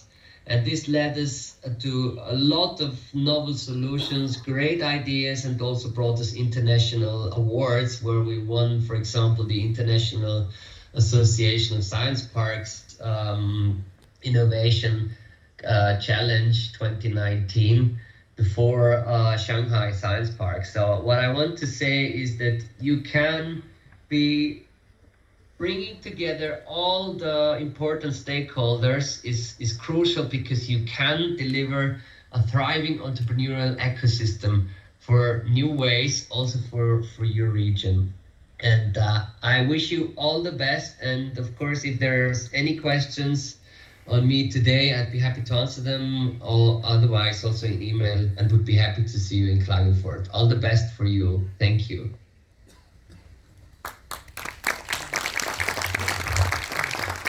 Thank you, Mr. David Pitchman. Are you still with us? Yes, you are. Thank you. Yes, I am. Unfortunately, we did not get the audio from the video, but we got the pretty clear picture what the video is about to say. So, sedaj je čas za vprašanje, kar nekaj vprašanj bo iz naše publike, tako da please give the word to our audience. David, thank you. David, thank you very much for a great presentation of benchmark for Velenje, which is very close, so we can learn a lot from your successful story. Especially that you mention how important is education in this process, and how important is also housing to attract people from all around the world to Carinthia is housing also very important. Yeah, that they found this as a new place also to live, not just to work. And I have just one question: what is the team behind? Because I think we are pretty much underestimating also that we need resources in people to steer this process, which are mandatory, that we are also successful here in Velenje. Yes, absolutely crucial. I mean, of course, due to the time constraints, I did not tell you a lot about our history, and we are still building the science park, so we have a lot of potential still. But predominantly the setting up of the science park was not easy in the beginning, so it needed a strong person which was really convinced of this idea, which had to convince all the authorities, starting from the ministry in Austria and ending in the city of Klagenfurt, because in the beginning, let's say the change of the millennials, there was a lot of odds against that. So many people thought that this would not be possible to set up such a science park in the small country of Carinthia. So not only needs a strong person with a strong idea carrying this idea, it needs a very strong team around this person, and you will have to set up the team with a clear goal. I had the chance to help our colleagues in Nova Gorica a couple of months ago with a strategic focus session, actually, where they wanted to set out for a common goal. So the municipality, the university, the science park, and a few of the companies together with the regional development agency. I think the key message is here: you need one direction where everyone wants to go to, and then it's easier to bring the stakeholders together, align, and then it's only homework who will really do the work and the organizational part. But I hope this is answering your question. Yes, thank you. Thank you very much. Še imamo kakšno vprašanje? Do we have any other questions from the audience?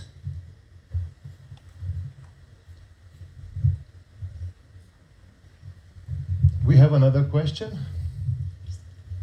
In the meantime, I would like to congratulate you on your presentation and also exceptional results you're showing very nearby. I hope the Velenje will take your steps or have your instructions written down and followed by. And now we have another question. David, hi, it's Carla Sitar. Thank you for your intervention. I just want to ask you how you finance the infrastructure and where you receive the money for operating the whole science park. Thank you, Carla. This is, of course, a crucial question and will be a crucial question for any of your developments, I think.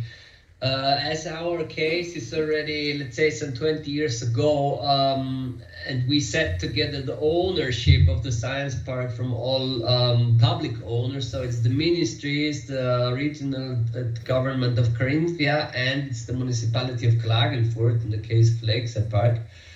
We run the science park now as a normal company, so nowadays we have to make turnover with rents and from the tenants, so that the companies pay a rental fee in order to make the organization of the science park at the 20 people nowadays work.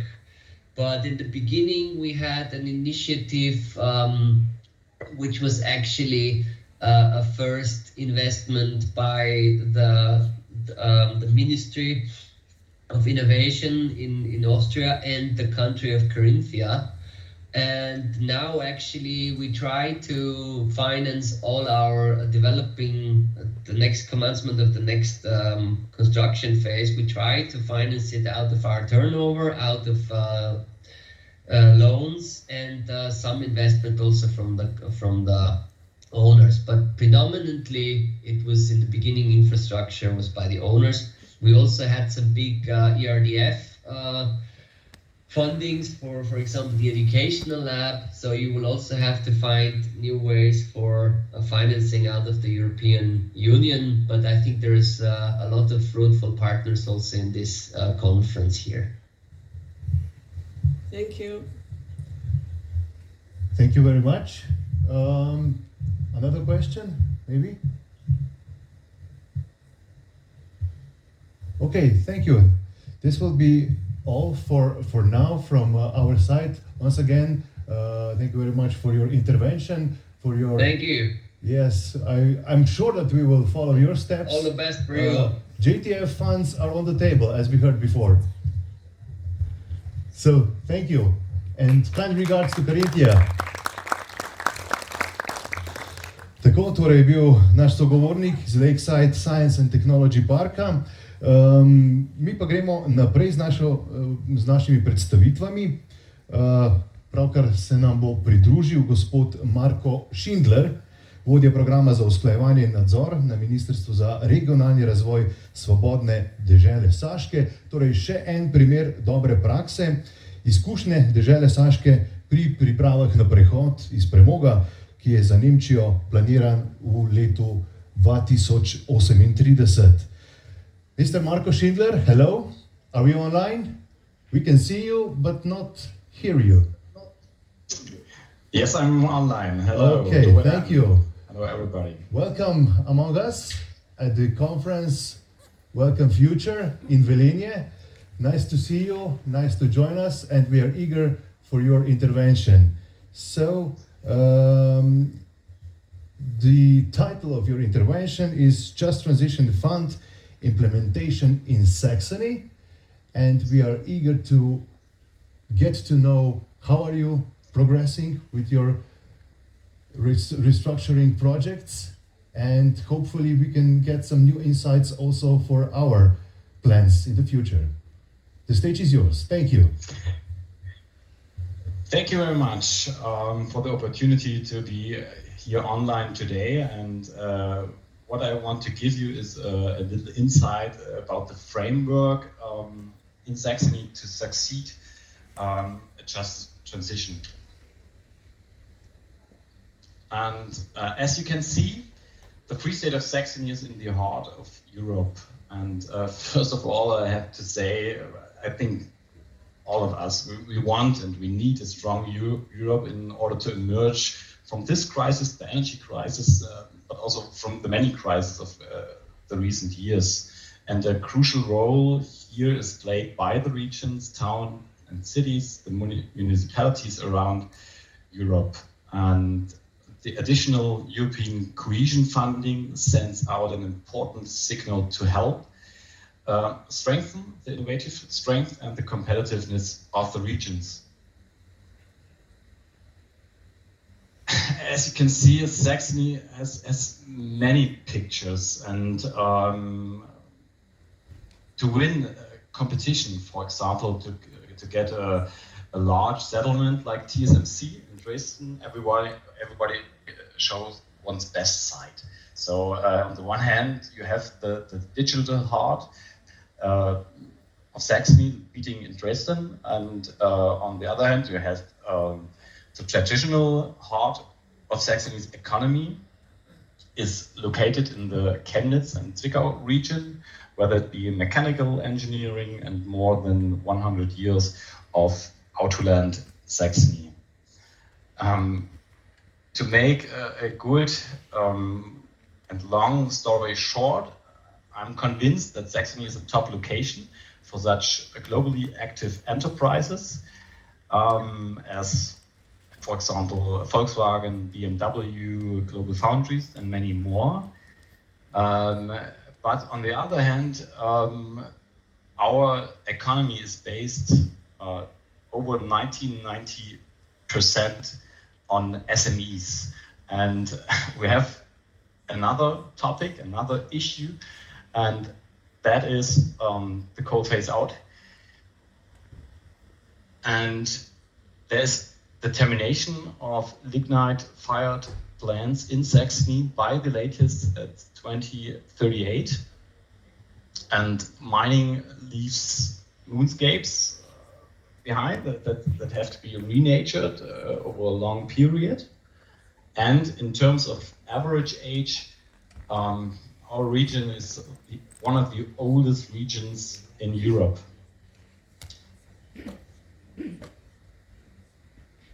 So let's return to the coal phase out and the structural change strategies. And here you can see a map from Saxony and the lignite regions. On the right side, you have the Lausitz coal field, and on the left side, there's the central German coal field, and you have also a specialty with regard to the JTF, the city of Chemnitz. That means 4 counties, the city of Leipzig, the city of Chemnitz, with approximately 1.6 million inhabitants. That's our lignite regions. And that means also more than 13,000 direct, indirect, and induced employment opportunities in the Lausitz coal field are affected by the coal phase out, and around 7,000 employees, and also a total around 27,000 employees in the energy-intensive industries in the central German region are associated with lignite mining and utilization. Mr. Marco, excuse me. I told you we have also the city of Chemnitz. On that, there's a special reason, because there is a coal-fired power plant that supplies around 400,000 residential and business customers and around 1,000 industrial customers with natural gas, with heat and drinking water and energy-related services. And let me say that the problem is that this coal-fired power plant is by far the largest CO2 emitter in Saxony, in our region. But so what are the strategies of structural development? Therefore, we have 2 pillars. On the left pillar, you can see the structural support for coal regions law. That's a federal law, and this law focuses on focal points of support. That is urban development, that's infrastructure, research and science, and public care. And therefore, Germany support 4 regions, 4 Länder, that is North Rhine-Westphalia, Saxony-Anhalt, Brandenburg, and Saxony, within 40 billion euro until 2038. On the right side, oh no, I forgot one thing. Excuse me, Mr. Marco Schindler. Yeah. I'm sorry to interrupt you. Yeah. Finally, I got the connection with you. I'm sorry, we don't have shared your you shared your presentation. Can you please share with us your presentation? It's not shared. You just see. Okay.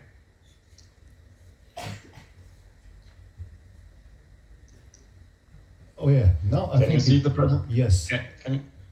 Just please continue from where you are. Okay. Okay, thank you. One thing I forgot on the left pillar.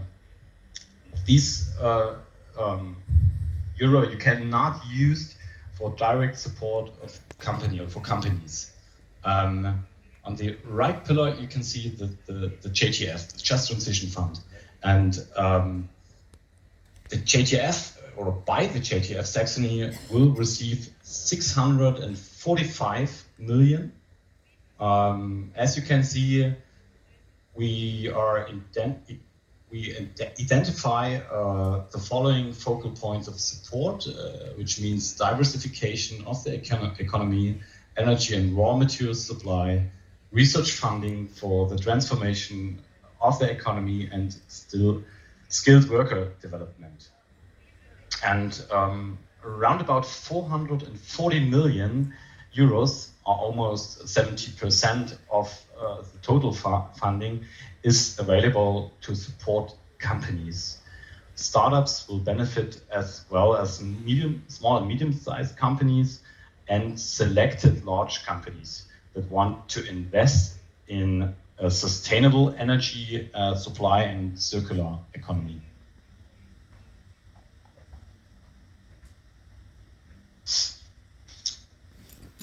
So let me introduce you these focal points of support shortly. I have to hurry up a little bit. The most important component of the economic development will be the regional growth grant program. SMEs will receive support for productive investment in the construction, expansion and modernization of operating facilities, as well as for changes in production or new business fields. 100 million euros are available for this purpose.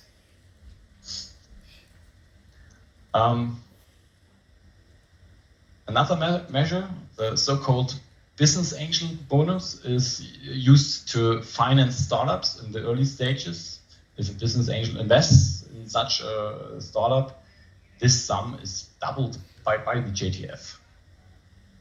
Then we have the loan funds for SMEs. It's intended to finance investments in the tangible assets of companies.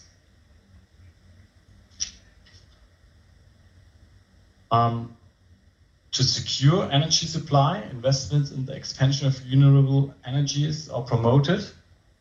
And this includes plans for their generation and for energy conversion, as well as storage facilities and grids. And also measures for sector coupling will be supported. And then we have the keyword circular economy. And within the framework of the JTF, existing activities on the topic of circular economy in the structural change regions are being linked. To this end, investment in plants, processes and infrastructure ought to be promoted. And therefore has been allocated around 260 million euros in the JTF funding for the future-proof and sustainable energy and raw material supply. Application-oriented research is a precondition and a guarantor for innovative products and processes. So Saxony's research strength is therefore to be used specifically to transform the lignite regions. Universities and vocational academies and non-university research institutions that can contribute to local structural change will be supported in their research. Therefore, a total of 93 million euros are available for this measure, especially in the areas of life science, biomedicines, and decarbonizations.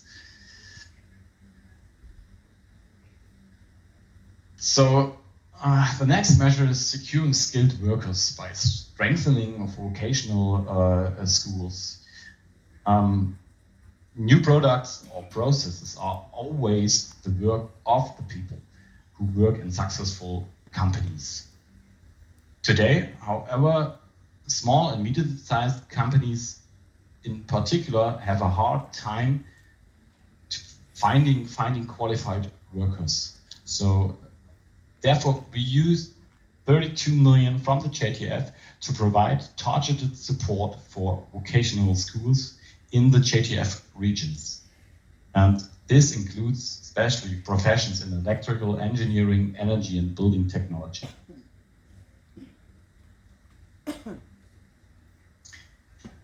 The remaining funding will go to 2 individual projects. That is in the central German region. The project is the so-called project Saxon Platform Tramway of the Future. And the aim is to use the most modern and efficient streetcars to connect the districts even better to the Leipzig conurbation. And in the second project, there's a strategy for regulating the water balance in the coal fields that has to be developed. With the end of the coal mining, there will be a massive changes in the water balance, especially because the so-called sump water, pumped out water from the open cast mines, will no longer discharge into the local water bodies. And this is already my last slide, and here you can see something like a wish list from myself. So first of all, I think that the coal regions in Europe are diverse, but we have also together similarities, and I hope so that a lot of these wishes are you like also for Velenje and for Slovenia, and that is that I think the transition needs sustained financial and policy support beyond 2027, and the regional focus with additional allocation of funds is warmly welcomed, and also a targeted expansion for the future. For example, for demographic challenges, or also we want also the automotive regions, they have a transition to e-mobility. That's also a point. And what I think is very, very important is the simplification and flexibilization of specific provisions, especially with regard to state aid. So I wish you all the best, and I have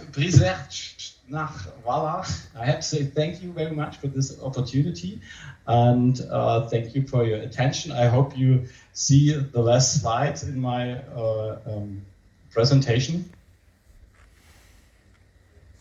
Yes.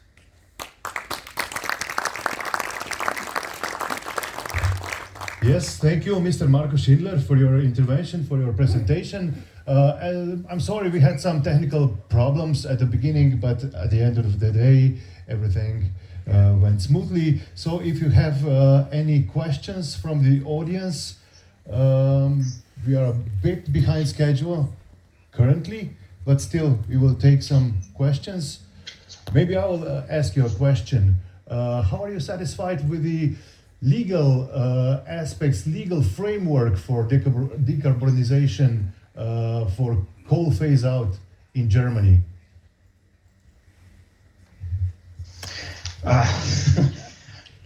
It's a little bit difficult.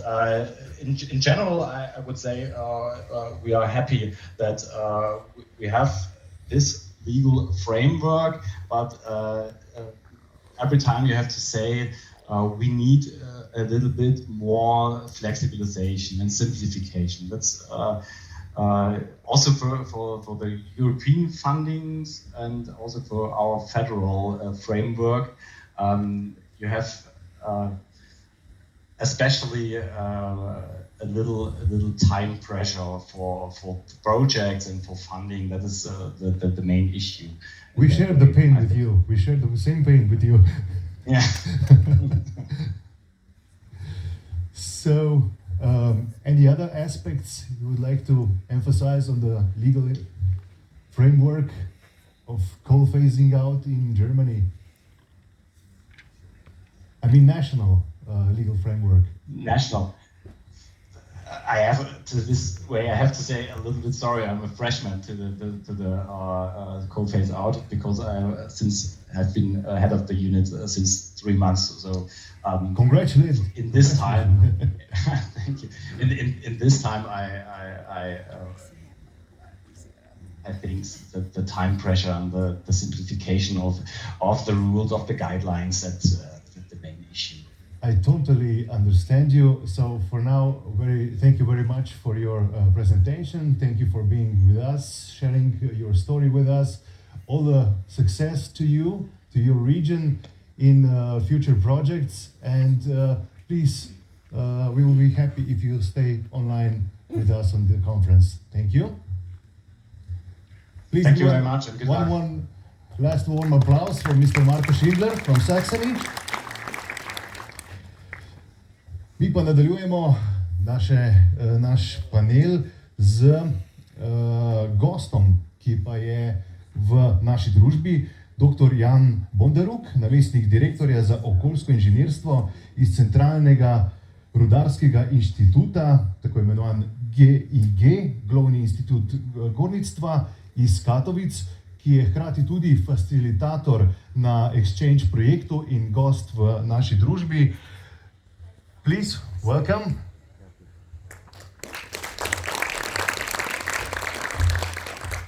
Gospod dr. Jan Bondaruk bo imel prezentacijo in nam bo predstavil poljske izkušnje iz procesa prestrukturiranja in predvsem kako uporabiti sredstva in obstoječo infrastrukturo, ki bodo ostala po končanju rudarjenja za večnamensko gospodarsko infrastrukturo. So, I just briefly went through the theme of your intervention and the stage is now all yours. Thank you. Thank you. Thank you, organizers, dear mayors, dear distinguished guests. It's a pleasure to be here. There is a lot of positive aspects of being here. One of them is that if my intervention will be too long, it will be easier to say stop to my intervention. So anyway, I'm going to give you a flavor of what's going on in Poland and also maybe some insights, because this is the role of the future conference, to find out some solutions that can be shared. And this is, by the way, our role as a part of the secretariat that is dedicated for the successful and just transition in the Ukraine and Balkan countries. So there is, as a Central Mining Institute, we are supporting this initiative and trying to be useful. My presentation is trying to maybe underline something that is maybe obvious for all of you, that post-mining assets might be useful, might build a new economy, and therefore the infrastructure should be first analyzed, known, and also dedicated to new business models. But before that, let me just present briefly the institute, which is quite unusual element.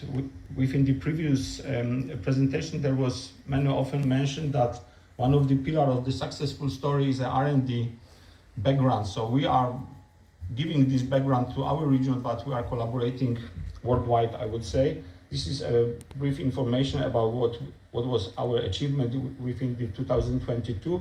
And then also you can see that we are multi-topical and multi-sectoral institute. So we are not concentrating on mining, or we are not only concentrating on the topics that might be for you easily connected to the name of our institute. I am personally responsible for the environmental engineering and the transition process. So that is my, let's say, daily life.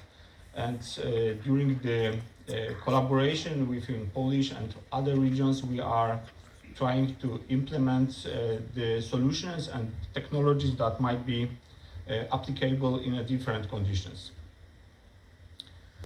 According to Poland, we are at this moment finishing the whole process in Europe, because as you can see on the graph, our phase-out plan is 2049. In May 2021, we made a kind of, we call it social agreement plan. So this is a kind of agreement between different stakeholders, including trade unions, which is as usually quite sensitive part of this discussion, how this schedule will be described, and then you can see every year we know what will be closed. But closing is not the aim. Closing is a part of the process. As you can see on the other graph, we have 6 mining regions in Poland, and Silesia is one of the biggest. But it was also mentioned that there are not similar regions, and our regions is quite difficult and complex because we have hard coal mining, but also we have coking coal. So this is we have to combine it in a way, so the social agreement only refer to hard coal mining, and we will probably have still remaining coking coal sector. But anyway, what is the challenging for us is not only the dropping production, but also we are going deeper. And deeper means higher temperature, more risk, methane, and other risks. So this is, for us as an institute, I would say it's a quite good combination of challenges that are today, and that's what we have to implement in the future as a part of the transition, because Central Mining Institute is a part of this process. Just give you something like maybe understanding of the situation, that we are in a permanent transition process since late 80s. So this is not like act or one step of the process. It's a connecting process, and we are going towards 2049. The question mark means that we probably know what will be the results, but we still have to prepare ourselves and our economy for that. One of the important issue is that up to, let's say, 2016, 2015, the main reason why we transformed our mining sector was the economic reason. Now we are more shifted towards connecting to the environmental and climate goals. So this is more complex, more also sensitive for the local economies and for local societies. It was also mentioned today that one of the mechanisms to find out the right way is the just transition plans. We have elaborated all together with other partners those just transition funds for 6 regions in Poland. 5 of them are eligible to get funding. You can see there is a significant stroke of money that we have. I hope it is available for you. But money is not the only aspect which is challenging, because money is good to have, but you have to not only to spend it. It was mentioned today that we have to spend it. No, in our region we are looking for how to invest them. Spend it is, I would say, if you go by the rules, you can spend it more or less effectively.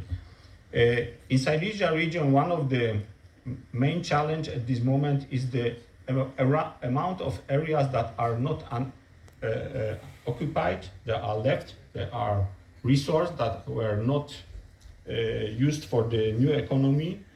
And as you can see on those pictures, there are different types of areas which are on a different stage of degradation. And this is something that we would like to put into the process and gain some benefits of that.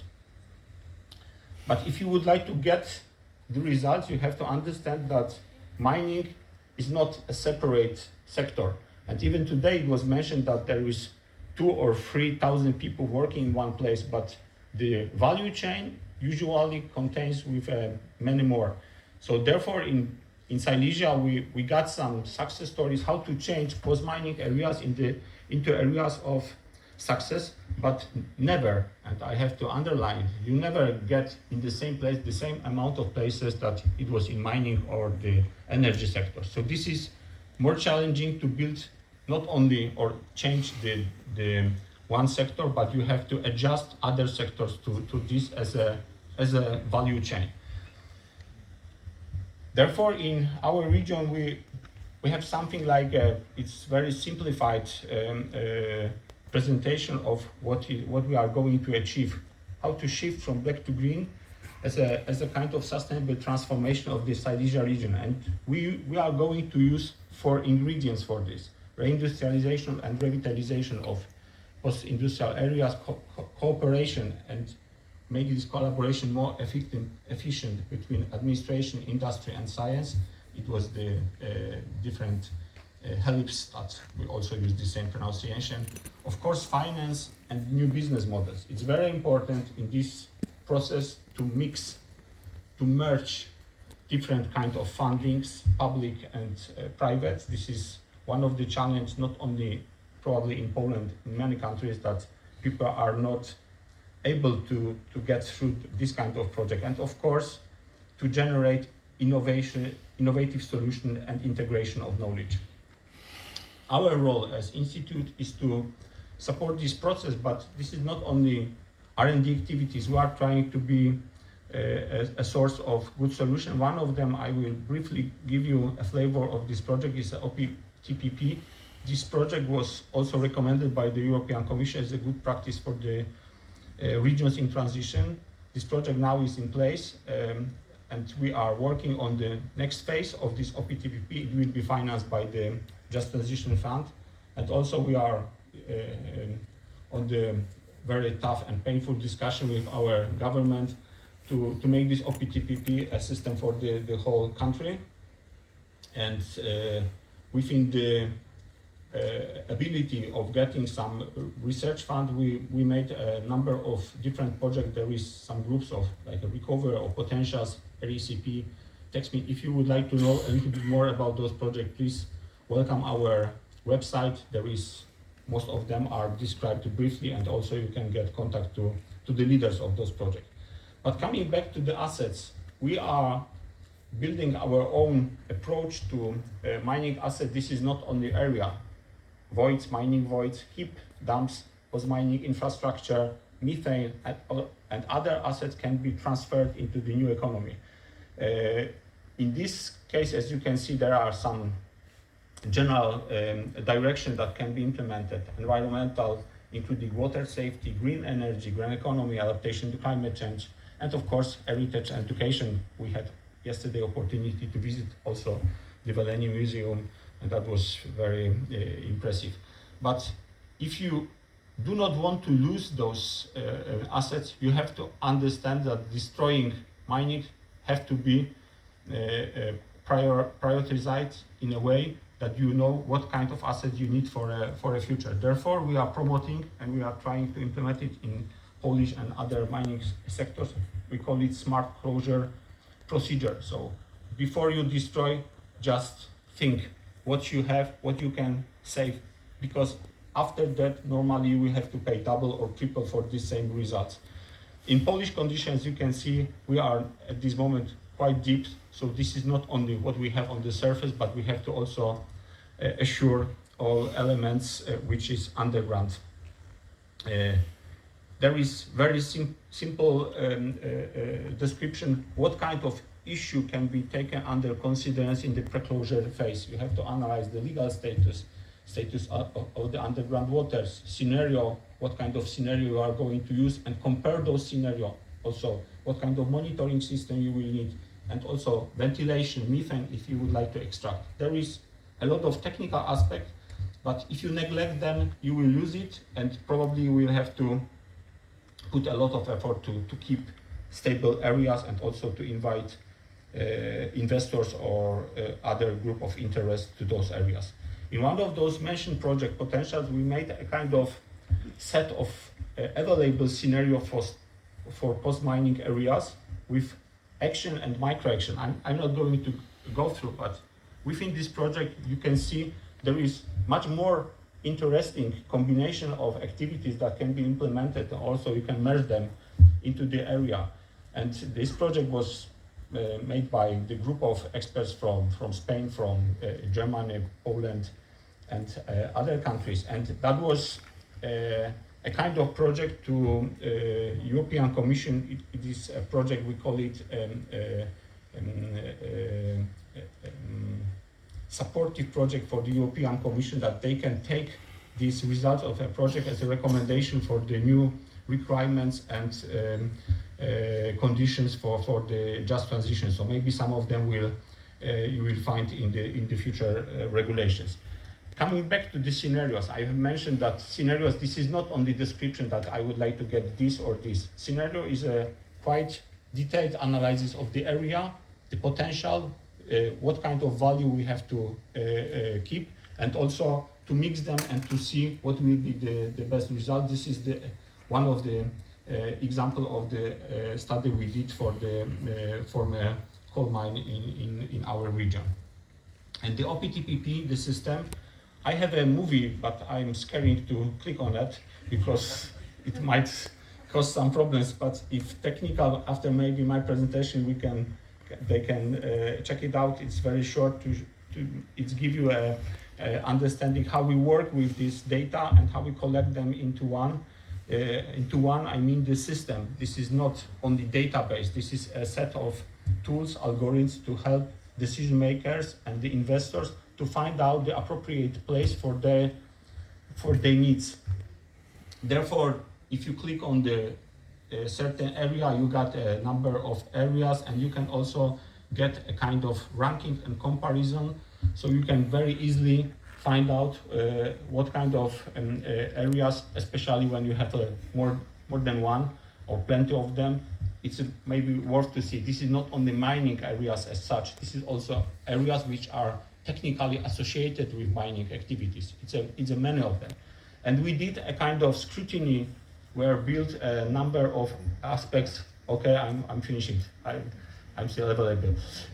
So the investment attractiveness can be not only understood as what we have very locally, but also regionally. So this is not a work of one or two person. You have to attract, and you have potential to attract investors. And I'm here only 3 days, but we see a lot of positive energy. So maybe this kind of assessment and maybe this kind of tool might be helpful also for you. We made our own very specific analysis, but every user can also adjust this system to their need. And this is one of the last slides to show how to transform one of the post-mining area into the new industry. It's a Śląski Park, it's an industrial park and technology, but I especially would like to underline how many workers were applied many years ago, and now we have approximately 170 workers directly. So this is a lot of effort for all of us to make this transition efficient, but I believe that post-mining areas might play a very significant role in this process. I will be very happy to share with you maybe other ideas.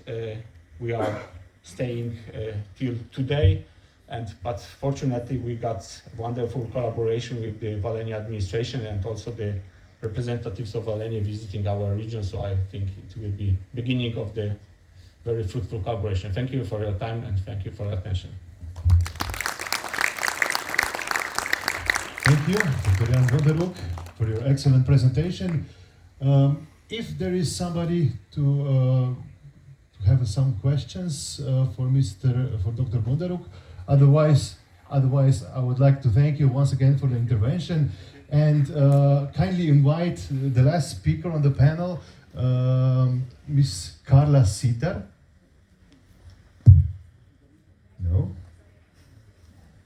Is Carla Sitar? Okay, then I have some problems too. So, Mr. Istok Mori, Director of Municipal Administration, welcome to the stage. I will not exquisitely introduce you, ne bom te posebno predstavljal, ampak je to eden izmed ekipe velenjske administracije, ki nosi tisto pozitivno transformacijsko energijo. Istok, izvoli. Hvala, Marko. S tabo vedno zanimivo, tako na potovanjih, tako v dvoranah. Vedno nas nasmeješ, vedno nas pustiš nekem pričakovanju, ampak vedno se srečno zaključi. In upam, da bo tudi tak današnji dogodek. Še enkrat lep pozdrav v imenu občinske uprave Mestne občine Velenje, dobrodošli v Velenju. Dragi gosti, en lep pozdrav prijateljem Bruslja in vsem, ki ste na online povezavi. Omogočanje pogojev za gospodarski razvoj. Tega se bom dotaknil tekom moje predstavitve. Začel bom pa s tistim, kjer začenjam predstavitve v zadnjih 2 letih na konferencah, platformah, da približno vemo, kakšno pot smo prehodili, kje smo danes in kam se želimo iti v prihodnje. Slika izpred 30-40 let nazaj pove vse, mislim, da komentar ni potreben. Če pogledamo danes, imamo to. Se pravi, da v obdobju 30 let se lahko naredijo praktično čudeži. Ti 2 nagradi sta nekaj, kar smo zelo ponosni. Nagradi sta za vso prehojeno pot v preteklih 30, 40, 50 letih. Naslednje leto bo Velenje zelena prestolnica Evrope, mesto z slabih 40.000 prebivalci in bomo nekje zvezda, vodnica za vse ostala mesta, katero želijo pridružiti poti, da v roku 10 let postanemo zeleni, neutralni in da postavimo temelje za eno lepo, moderno evropsko mesto. Misija 2030, pametno zeleno mesto. Izmed 100 mest smo bili izbrani, skupaj z Ljubljano, s Kranjem, z naše lepe države in se bomo skupaj borili prek vseh preprek in vse, kar tisto, kaj nam nudijo, kaj bomo lahko dobili, da to dejansko tudi postanemo. Naši največji izzivi, našteti v enem slajdu.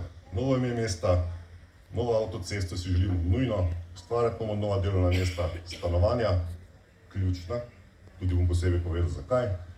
Drugi največji daljinski sistem državi, treba ga transformirati, približno 100 milijonov evrov, to ocenjujemo. Dva zakona, katero srčno in čim prej pričakujemo. En je zakon o zapiranju premogovnika Velenja, postopnem zapiranju, drugi je pa zakon o postopnem, hvala lepa. Tule je bila en poudarek povedal, apel na državo, na ministrstvo, prosim, pospešite izgradnjo naše tretje razvojne osi. Ne ostavljati, ne zamikati, ker nujno potrebujemo za naš nadaljnji razvoj.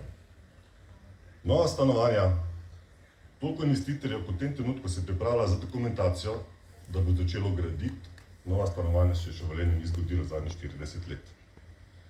Ponovno apel na ministrstvo za javno upravo in pa na naše upravne enote, dajte ta gradbena dovoljenja vloge podelati v roku 30 dni. To je ključnega pomena, če želimo mesto graditi naprej.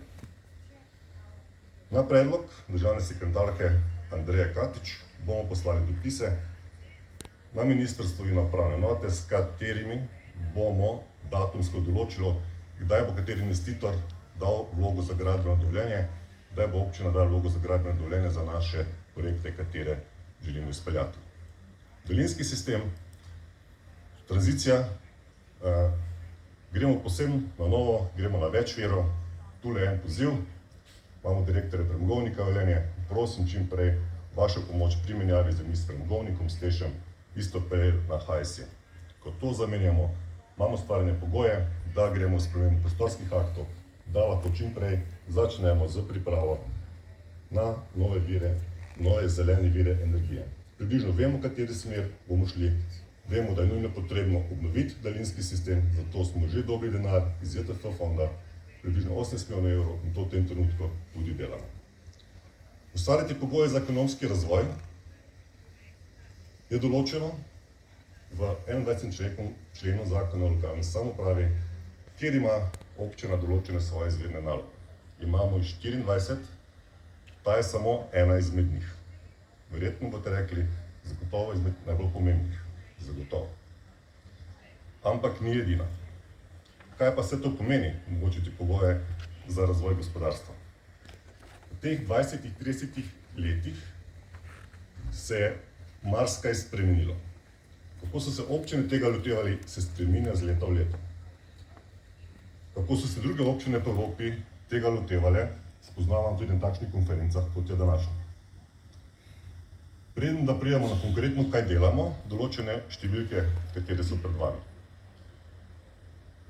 V mestni občini Velenje ustvarjamo približno 16.000 delovnih mest, 8.000 prebivalcev našega mesta dela v Velenju, približno 7.000 oziroma slabih 8.000 jih pride v drugo, v Velenje, kjer dela. To je čisto enostaven pokazatelj, ki pove, da je Velenje gospodarsko središče regije. Populacija, približno 33.000 ljudi, populacija je približno enaka v zadnjih 6 letih, večja se pa število ljudi, ki pridejo do Grod, tujcev in ki delajo v našem mestu. Tako da nekje približno slabih 40.000 ljudi živi v našem mestu. Če dodamo še občino Šoštanj, rečemo slabih 50.000 ljudi, kjer pa imamo skupaj 800 podjetij in pa približno 1400 samostojnih podjetnikov. kaj se dela? Ena izmed njih, vsak, ko pride, so komunalni prispevki za naše investitorje. V preteklosti smo lahko dali večje komunalne prispevke z zakonom, kateri prišel smo jih mogli malenkost omejiti. Vsako gospodarsko družbo, katera pride v našo občino, je 50% popust pri komunalnem prispevku. Networking, druženje, današnja konferenca, to je en izmed tistih načinov, kjer se spoznavamo, si menjamo ideje, skupaj z gospodarstvom, lokalno skupnostjo, širimo naša obzorja, lahko se pa nanašajo strogo na gospodarstvo, lahko se nanašajo na turizem, lahko se nanaša na šport. Ker tudi šport, kot smo preslišali, imamo Ministrstvo za gospodarstvo, šport in turizem. Investiramo v poslovne cone, začeli smo pred 5 leti, moja sodelavka vam bo kasneje predstavila, koliko smo investirali, zakaj, koliko je v delovnih mest ustvarjenih v okviru tega in naše načrte v nadaljnje investiranje. One Stop Shop za investitorje je na naši občini župan, je na naši občini Karla, ki je vodja urada za gospodarstvo prestrukturiranje, je Branka, so ostali sodelavci, častica jaz. Spremljamo, poskušamo narediti vse, kaj je v naši moči, določeni investitorji, kateri že gradijo naše poslovne cone, so tule, lahko vprašali, kako so bili zadovoljni z nami. Trudimo se po najboljših močeh, še vedno imamo pa glavne težave roki pri pridobivanju raznih dovoljenih soglasij. Tule bi mogli vsi skupaj nekaj narediti, en poziv, da se to pospeši. Kaj smo v zadnjih 10 letih naredili za naša mala podjetja? Seveda občina ni ministrstvo, ne razpolaga s takim fondom kot ministrstvo, ampak vseeno skoraj slabih milijon evrov denarja je bilo podeljenih a startupom, a da začetne investicije. Približno po naši oceni smo pomagali ustvariti oziroma ustanoviti 175 podjetij in pa približno 200 delovnih mest. Vem, boste rekli, Gorenje ima 4000, ne vem, vsi ostali premogovnik Velenje 2000, ampak vseeno, gre za samostojne podjetnike, gre za manjša podjetja, kateri v preteklosti v Velenju niso bila ravno stalnica, zato ker pač ni bilo dobene potrebe. Imeli smo Gorenje, oziroma še imamo Gorenje, in pa imamo premogovnik Velenje, za katerega pa vemo, da bo delalo do leta 2034. Se pravi, da imamo še kar nekaj časa, da to se pospešimo. Mestna občina Velenje ima lastniške deleže v 9 gospodarskih družbah, približno 23 zavodov, en izmed naših gospodarskih družb je Saša Inkubator. Tu pred njimi vidite njihove rezultate. Oni so zato, da podpirajo miselnost, gospodarsko miselnost naših najmlajših, da podpirajo mlada podjetja in pa seveda, da izvajajo tudi razne dogodke in da so pravi predstavniki tudi One Stop Shop za podjetja, katera pridejo v našo mesto. To so njihovi rezultati, vsako leto verjamem, da ste bili na njihovih dogodkih, workshopih, 145 startupov so njih nekako vzgojili v tem našem inkubatorju, je pa to delo na dolgi rok. Spreminjati miselnost, da se naši mladi začnejo ukvarjati z podjetništvom, da pridejo na samostojno pot, je nekaj, kar v preteklosti je bilo zelo redko videno. To je ena zadeva, katera je popolnoma nova, imamo nov center za pravični prehod. Vodja centra je moja bivša sodelavka Katarina Struh, kateri zelo zaupam in verjamem, da bo to ponesla naprej tako, kot mora biti. Vidite prve številke, katere bomo dobili iz sklada za pravičen prehod. Za podjetja približno 42 milijonov, za R&D aktivnosti približno 10 milijonov evrov in pa za investicije v infrastrukturo, kjer smo upravičene pa občine, pa 42 milijonov evrov. Mi se na to že pripravljamo, že delamo in bomo začeli z investicijami v prihodnjem letu. In na konec, tudi naša mestna občina ima svoj urad, kateri se ukvarja z ekonomskimi zadevami, z gospodarstvom in skladom za pravični prehod oziroma za našo tranzicijo. Trenutno je 13 sodelavcev, po potrebi, če jih potrebujemo, jih pride tudi še dodatno 10, 20, ko izvajamo investicije, ko pomagamo in tako naprej. Nimamo, še bi rekel tako, točno določenih nalog, vemo kdo je zakaj, ampak po potrebi, če ocenimo, jih je, oziroma je nas, tudi bistveno lahko več. Če nekako za konec, povzamemo se to, iz enega člena zakona o lokalni samoupravi podpora našemu gospodarstvu, je to dejansko tisto, kar naši mestni občini delamo. Če pozamemo Jana, ki je rudarski inštitut in ki ima tako lep pregled vseh poslovnih con in kaj se lahko gradi, na kateri poslovni coni, je to za mene en nov aspekt, ki bi vam mogoče v prihodnosti pričakoval naše kakšne razvojne agencije, kakšne druge družbe, da naredimo to in da se vidi na prvi pogled, kaj lahko naša regija tudi nudi. Hvala za pozornost, imejte lep dan, lepo konferenco in pa srečno. Hvala lepa, gospod direktor, Iztok Mori. Ima kdo kakšno vprašanje? Razen, če ima slučajno kdo vprašanje, kdaj bo pauza. Naj vam takoj odgovorim na to vprašanje. S to intervencijo smo zaključili drugi panel. Gospod Iztok Mori nam je dal lep pogled v aktivnosti, ki se že izvajajo in ki so načrtovane za izvajanje v mestni občini Velenje. In jaz sem prepričan, da bo mestna občina Velenje kmalu na prezentaciji dobrih praks gospoda Sanderja Heperca. Tako da predlagam 15-minutno pauzo, torej ura je 12:30, zberemo se spet v dvorani ob 12:45. Hvala lepa za enkrat.